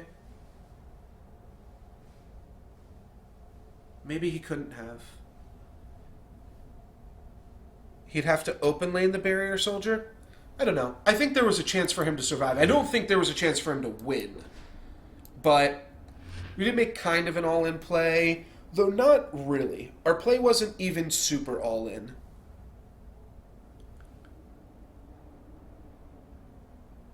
Yeah, you had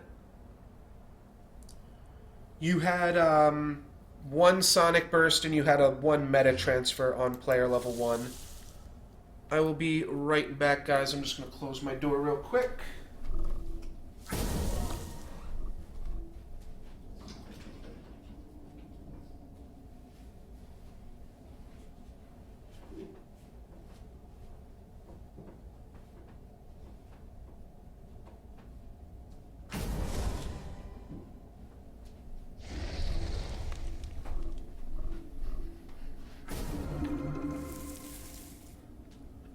Alrighty. Well, that's a pretty good play, isn't it?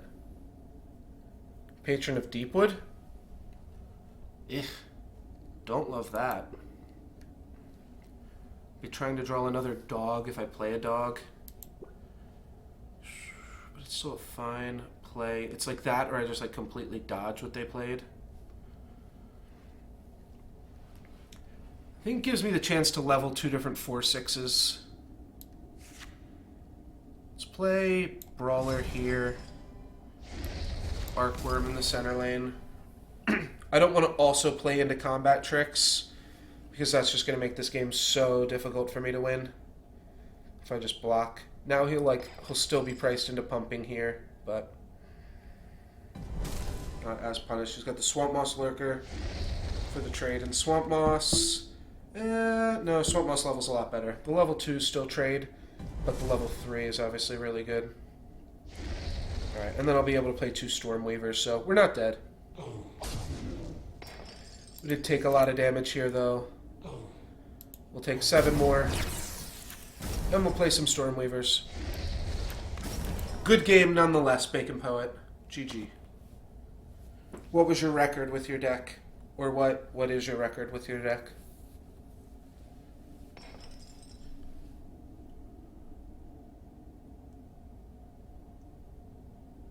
Master of Elements is a pretty good card to trade into a patron here.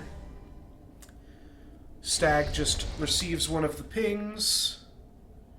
Then we can play Ice Shard Berserker. Snowdrift Alpha's a pretty good card, but not doing anything for my opponent here, so definitely want to play Master of Elements, then we can play Ashurian Brawler or Ice Shard Berserker. We also definitely want to ping... Want to ping this here. And then post-combat, we're going to be able to kill the plant. I think we can play a Shurian Brawler, if that's the case.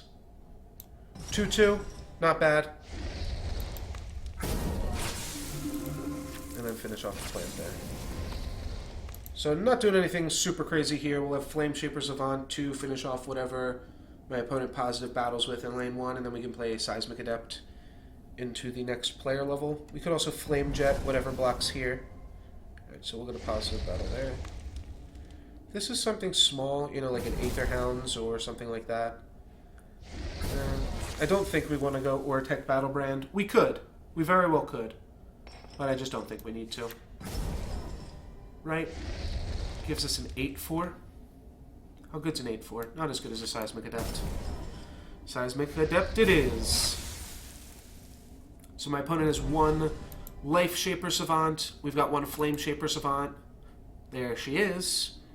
We both have a Patron, though theirs is leveled.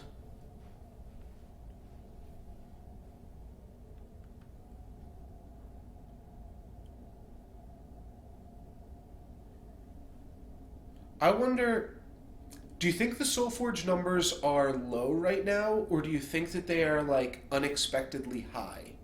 And I mean, like, specifically today / like, the next 2 weeks. I'd have to imagine there's going to be some people... That's a pretty crazy block. And then a huge Ursine Strength there. That's fine. I'm sure Frost Shatter Strike can do something.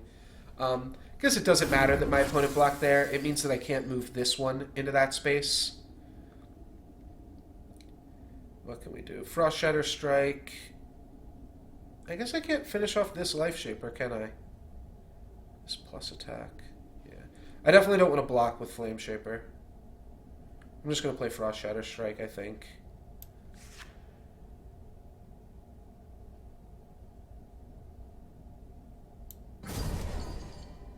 Yeah, I think they're going to be slightly higher this month than they would have been, but... Right, not in any, like, super particular, meaningful way. What else could we do? We could Spark Soul and then send the trigger there. No, we got to finish this thing off. So, let's battle. Right, you would have to log in, though there are people that check the subreddit and don't check other stuff. Like, there's people that are just subscribed to the subreddit, or it's just easier to check the subreddit than playing the game. Like, I actually quit playing League of Legends, like, I don't know, maybe a year ago at this point. I still go on the League of Legends subreddit every day and see what I'm a cutie pie. So the other one has the trigger. This is just a big creature. I'd rather take more damage than let my opponent get a free +3/+3 this turn. Here we get to clear their board regardless.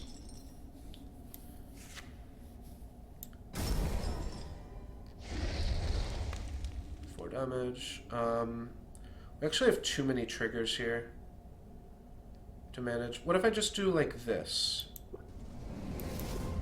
And then play an Ashurian Brawler. I knew I'd be able to clean up this Life Shaper Savant at 2. And the most important thing is just clearing the their Life Shaper Savant that actually had a relevant trigger on it. So that was all I really cared about there. Here would be a time, right, where Uratech Battlebrand to clear out this Spring Dryad is going to seem really good.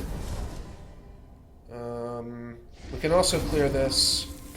We go Battlebrand, we throw the trigger here.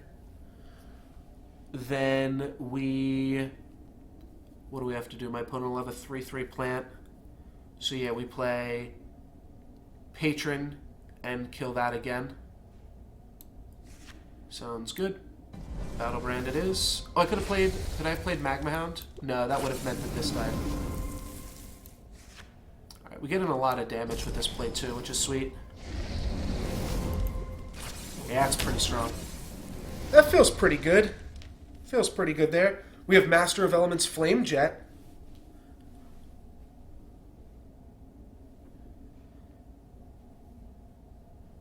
Bacon Poet and Forge Caster going at it in the chat. Very cool. That dies to Flame Jet. Very sweet. Well, this game's looking good. This game is looking real, real good. And what else do we get to do? We get to develop an Ice Shard Berserker or a Flame Rift Instigator. Both of those seem reasonable. Let's just go Instigator.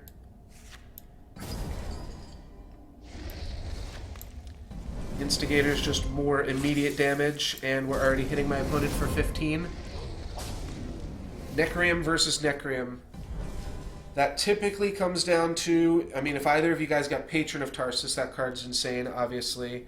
But otherwise, just level your Bound Boys, because that's a slow matchup, for sure. So just level up your Bound creatures and slowly win. Drew Flame Shaper Savant on the 3.1 again. That is pretty lucky and probably going to be able to do my opponent in. Alright, there's the Swamp Moss Lurker, better late than never. And they're going to put something on this post-combat. Yes, they are. Frost Shatter Strike can finish it off. Borean Stormweaver can finish it off. Which of those do we want to play? We can also play Talon Stampede. I don't think I'm going to play that in this scenario. Let's do Frost Shatter Strike. I feel like that gets in a lot of damage. We strike this, and then we strike this while the Tempiece is hot. Hit my opponent for a clean 27 there now. Master of Elements Flame Jet is pretty strong. That will deal 6 damage to something, plus 7, plus 2, and another 7. I think we're going to win this one. And I think we won this one. So that makes us, I believe, 4-0, yes? Yep, that makes us 4-0. Arcflight Squadron and 2 tickets. So that is going to be it for me for the night, guys. Thank you very much for joining me. Oh, you know what I will actually do? You guys are welcome to stay in here and talk about Solforge for a second. I am just going to real quick take a look at the Tavern Brawl. Thank you very much, Bacon Poet, and good game.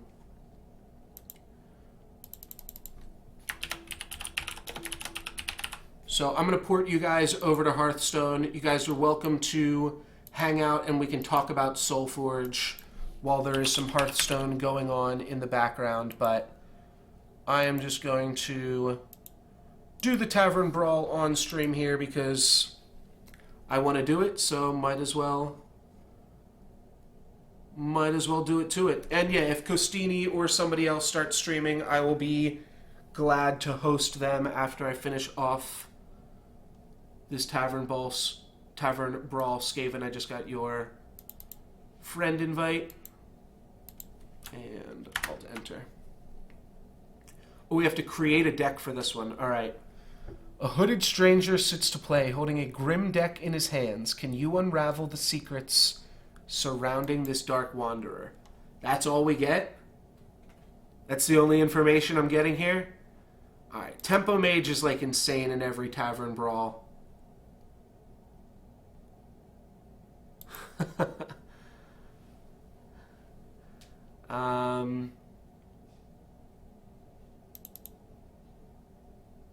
Alright, so we'll just do some random. Like, I'm pretty sure this deck is just insane in every Tavern Brawl, so. It's mostly insane in the ones where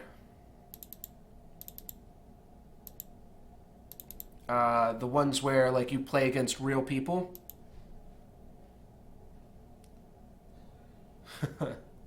I'm still gonna go for another, well, until I'm done this Tavern Brawl.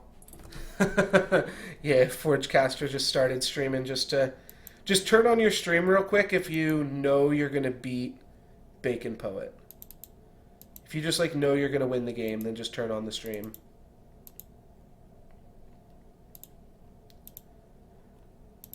All these cards are good, right?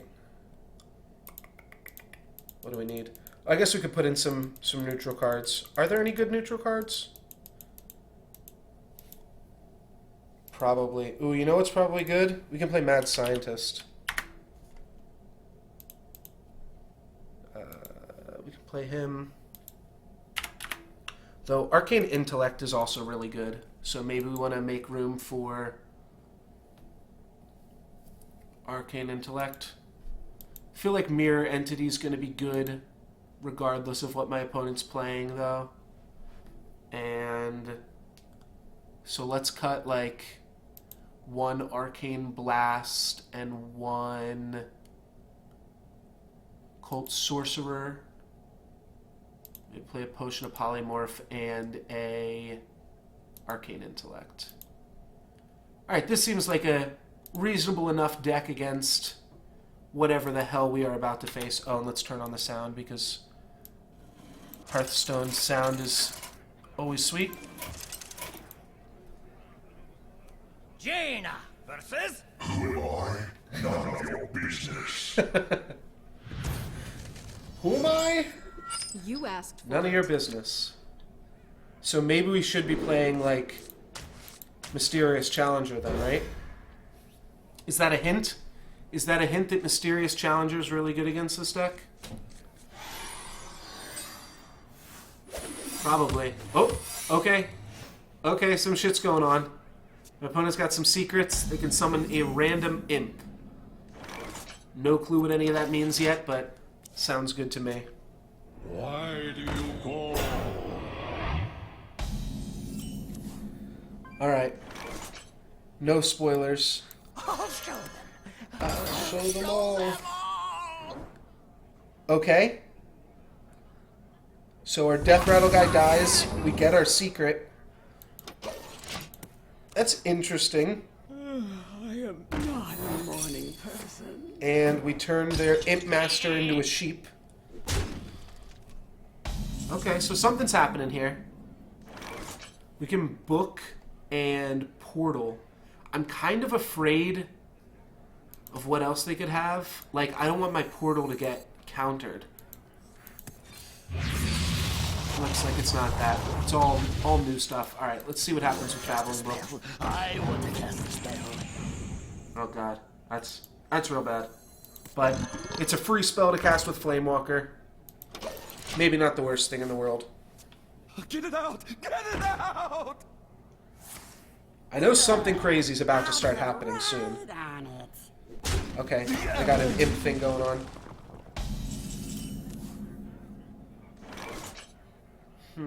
Alright, so let's do Flamewalker. The Fire Lord.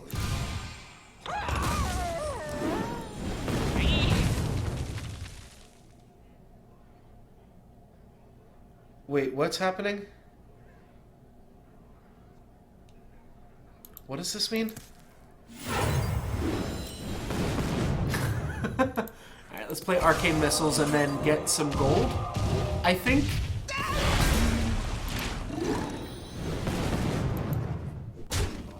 So now we get gold, and that gold is in the form of 2 coins. That's kind of cool. Next turn I can play Firelands Portal. Don't mind that. Okay, so is it just like when our stuff dies? Different players are gonna get... Oh, you're kidding me. Oh, this should be enough here.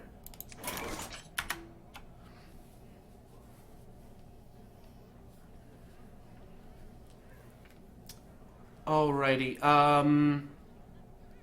so we can coin.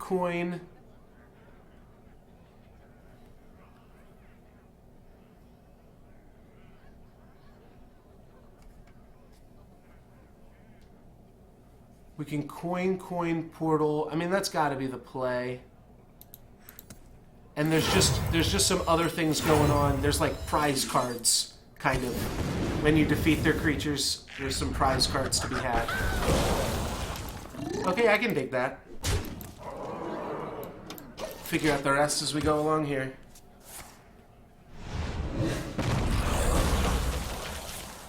Do I have to? Do Still don't know what my opponent's other two... unlucky.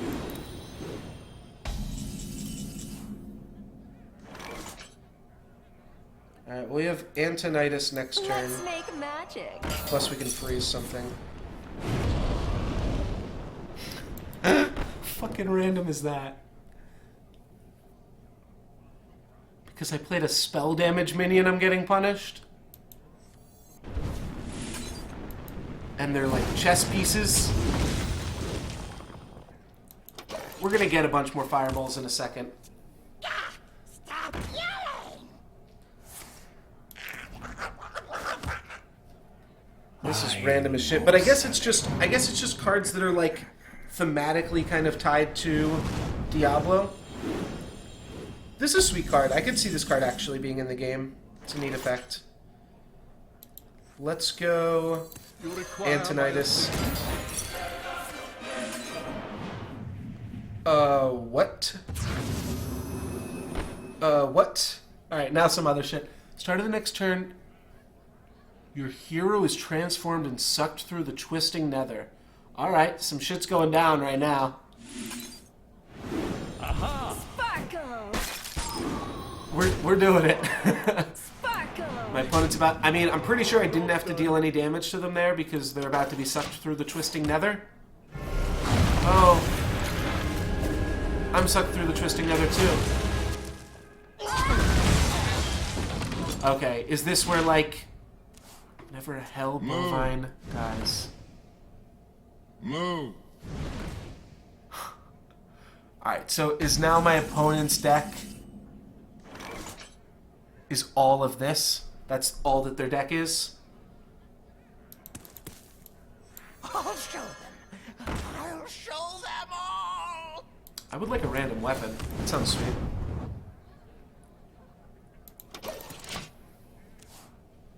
Move.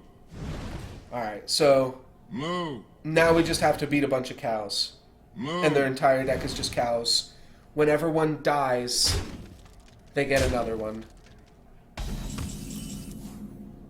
So that's the game. And we need to draw...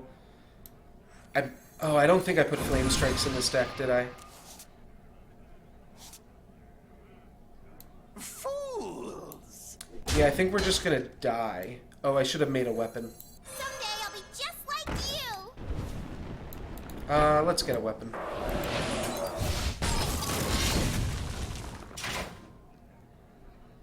I don't even think clearing their stuff is good. Job's done. Yeah, so this is just the game now. And this is like a reference to some random shit on Diablo. Alright, Babbling Book, be good to me. Cast a spell. I will Be good to me, Babbling Book. Ooh, Babbling Book, you've never been better, baby. Pretty much exactly what we wanted. Now we just have to try to tempo my opponent out here. Which I'm not even convinced we can do. Oh, I actually want these to stick around because it's going to prevent the amount of cows my opponent can play. So, I guess creatures are just 50-50 to have loot drops? Yeah, okay, so creatures are like 50-50 to drop loot. I'm ready.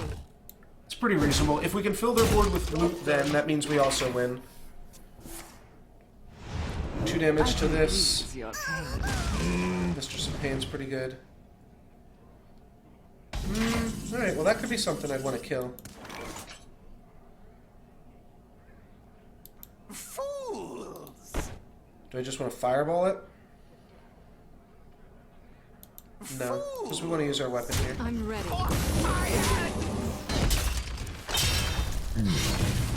This will give me a 3-2.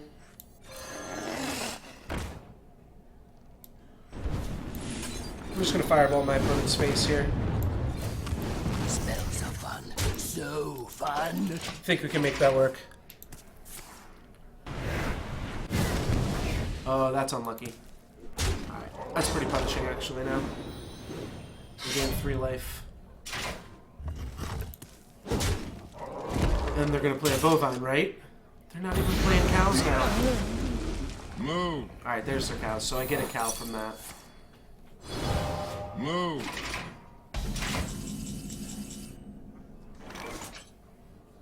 If I need to, I can gain some armor.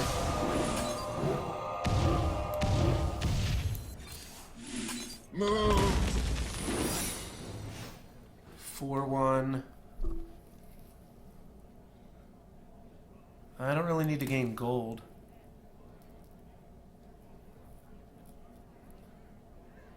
And go Mana Worm plus Ping. Then I lose my mana worm. I'd I'm much ready. rather just get a little bit lower in life total here. Move. Alright, now I'm gonna have a bovine in my deck.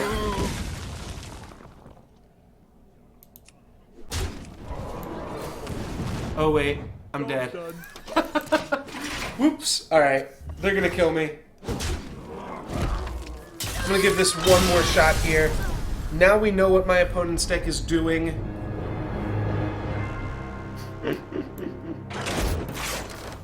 So, I think we can figure this out a little bit better. Now we know we just want AoE.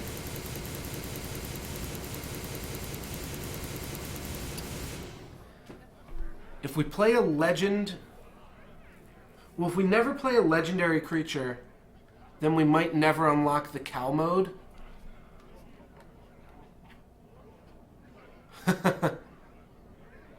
The AI is good enough to spot lethal, of course. Yeah.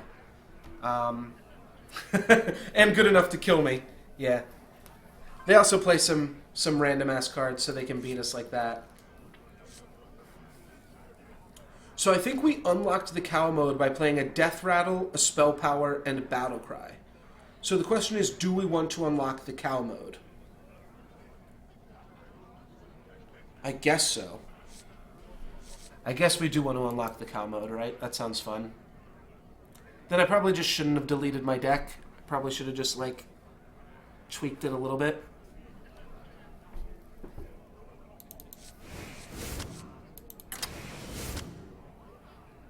I was playing one legendary creature and one spell power creature, and somehow I got there. Yeah, alright, so let's go to our legends. No, okay, let's add in spell power stuff first. We're going to want to add this, of course, even though it's not a spell power. Let's put in Azure Drake and Blood Mage Thanos. I don't think we need to play anything else.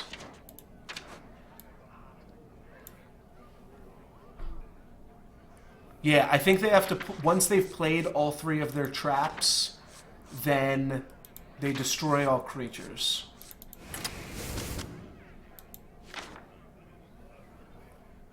So they're going to play all three of their traps.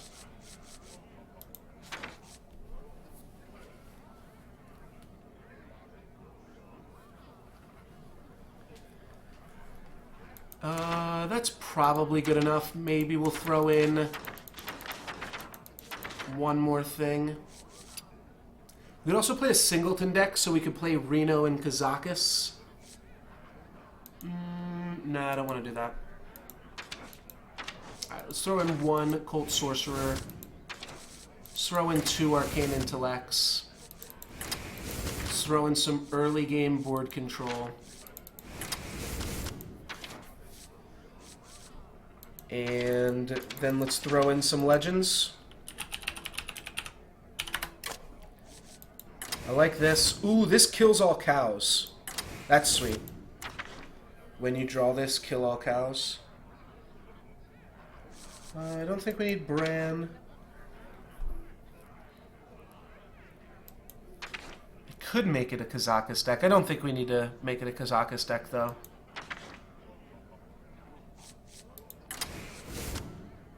Therusian's always good. We can make our hero power into destroy a cow.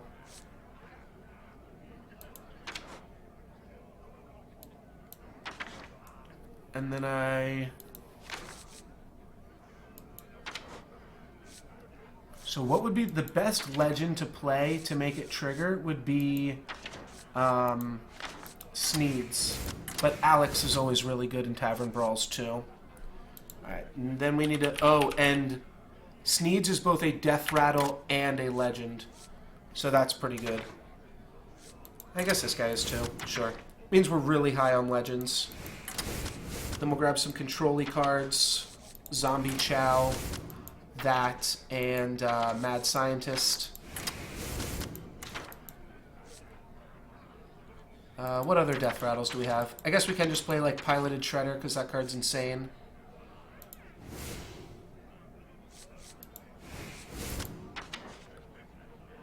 Sludge Belcher's really good, too. Alright. So we get some old favorites back in there. I am not free to play, no. I've also been playing since Naxxramas, but I've purchased the expansions.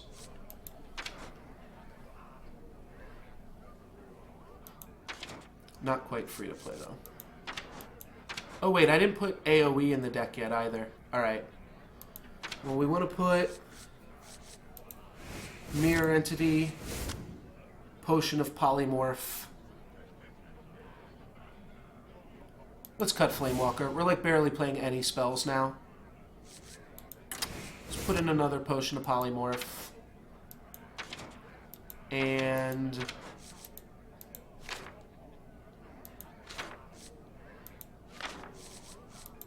Volcanic Potion. And a Blizzard. Alright. I think we can make something work with this. We're definitely going to trigger the cow mode. And from there... Oh, you know what? This is definitely going to be our last game, so we might end the stream without finishing the game here. And I guess that makes sense. He is a mysterious challenger. He kind of secret trees up at the start there. Alright, we'll ship all of these, I think. Just want to have enough early game Death Rattles to not die. Arcane Missiles is a fine card, too.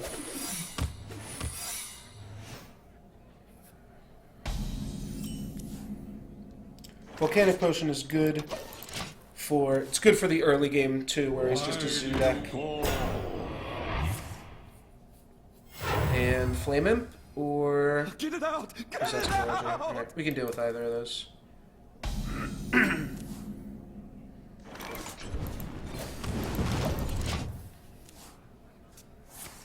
Do I have to? Random Imp.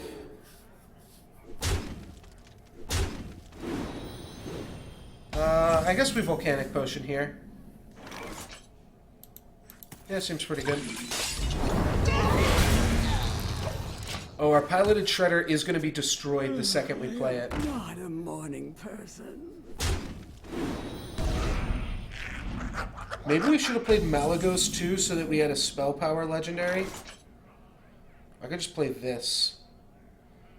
He would destroy this, and then we'd... play a Potion of Polymorph? I guess that's better. Side effects? No. Trust me. Oh, does he have different secrets each game? Oh god, he's got different secrets each game. We're never going to be able to figure this shit out. Alright, so... looks like we're not going to be unlocking the cloud, or the cow mode. Seems like a lot of fun, though. And, yeah, we got a little bit baited there. What? With Taunt, change all minions' attacks to 1. Alright. Yeah, I got to the secret level on the first try, and this time I was trying to trigger the secret level based off of what I saw the first time, Anti-Evil, but it turns out you get to the secret level different ways each time, which I just found out. So I guess there's probably a way to make a deck that has, like, Taunt, Spell Power, Battle Cry, a little bit of everything so that you're, like, guaranteed to hit it more or less. But, yeah, I didn't realize that I would not be hitting it. We can Frostbolt here so that they don't get an Imp. I guess I'll clear it off. Denies 2 Imps from them. Job done. One of the secrets is just, like... a random specific card. That didn't do anything. Buying or selling. Cleared up some of his space on the field, I guess. I don't know if I triggered the... I'm pretty sure I triggered the secret level by killing all the secrets. That's what it felt like to me. Alright, spell damage was one of them last time. And... it is one of them this time. Alright, so... oh, but it's a different one. Oh, it's a battle cry this time. Okay. So we both get one of those guys. Ooh, Nuru eggs are cool. I just figured I'd throw in Zombie Chow and, what's the other card that I'm playing? Mistress. Because they're both good cards. Looks like we're just going to win this game without getting to the secret level. Considering I filled my deck with legends this time. Oh wait, I think we're going to get to the secret level.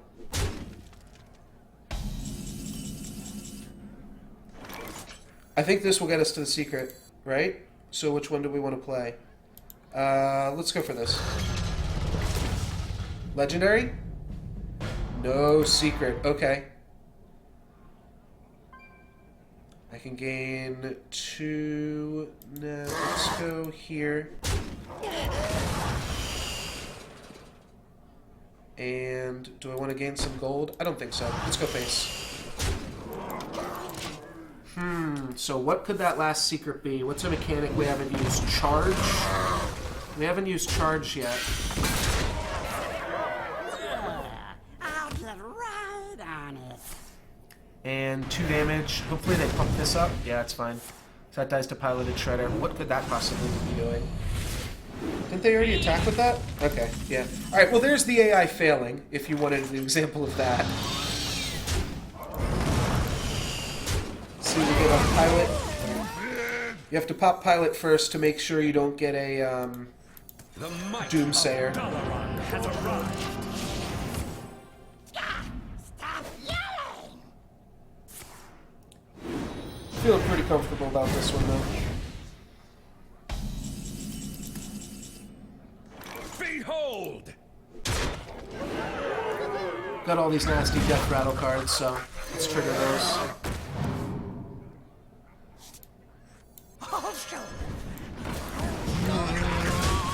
Or get closer to triggering them. And do we have lethal next turn? Job's done. 12 plus 11. Oh, well, Hellfire will change that up. Ooh! Okay, we're going to the cow level. And I accidentally threw all my shit out on the table. Damn.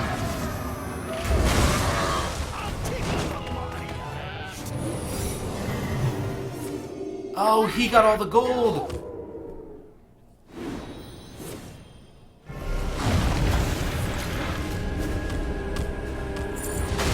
Alright, well, we made it to the secret level. My opponent got all the gold, and there it is. Alex Straza on the secret level should be able to wipe things up soon enough here. Arcane Missiles, Coin, Arcane Missiles. I guess we don't need to play. We didn't even need to play the second one. No, let's do it, because that'll put our opponent down to 8. And then we win. Yeah, Alex Straza on secret level is pretty good. We even get a cow. I will kill my opponent's cows here just to level up some of that. Oh, Sweet Blizzard. So I get to kill 3 cows and win the brawl. Alright, well that was cute. Thank you guys very much for watching. That is going to be the stream here for me today. You can watch the full stream VODs on my YouTube channel, which you can find the link for in the panels below. If you're watching on YouTube, you can catch me live at twitch.tv/NoLuxGiven. As always, thank you guys very much for watching. Tomorrow, we are going to be doing probably some more Solforge Weekend Warrior, maybe some Solforge Constructed and Normal Draft as well. We'll have to see. I think with the Weekend Warrior, we'll have enough to keep us entertained. Though maybe we will also look into Eternal, Faria, or Duelist tomorrow. I'm not sure. I think we're just going to we're just going to play some Solforge here, but I'll let you know how I'm feeling tomorrow, but I will be here regardless streaming, and then on Saturday we will have the Titanium Challenge for Kaliri'sLadder.com, so I will be just kind of trying to do something to host that. It is still going to happen, so I'm sure some players will still be interested in that, so we'll be just doing some coverage of that. That's the word I'm looking for, coverage of the Titanium Challenge. Thank you guys very much for watching. I will take a look. Forgecaster. Is anybody else streaming Solforge? Let me take a look here.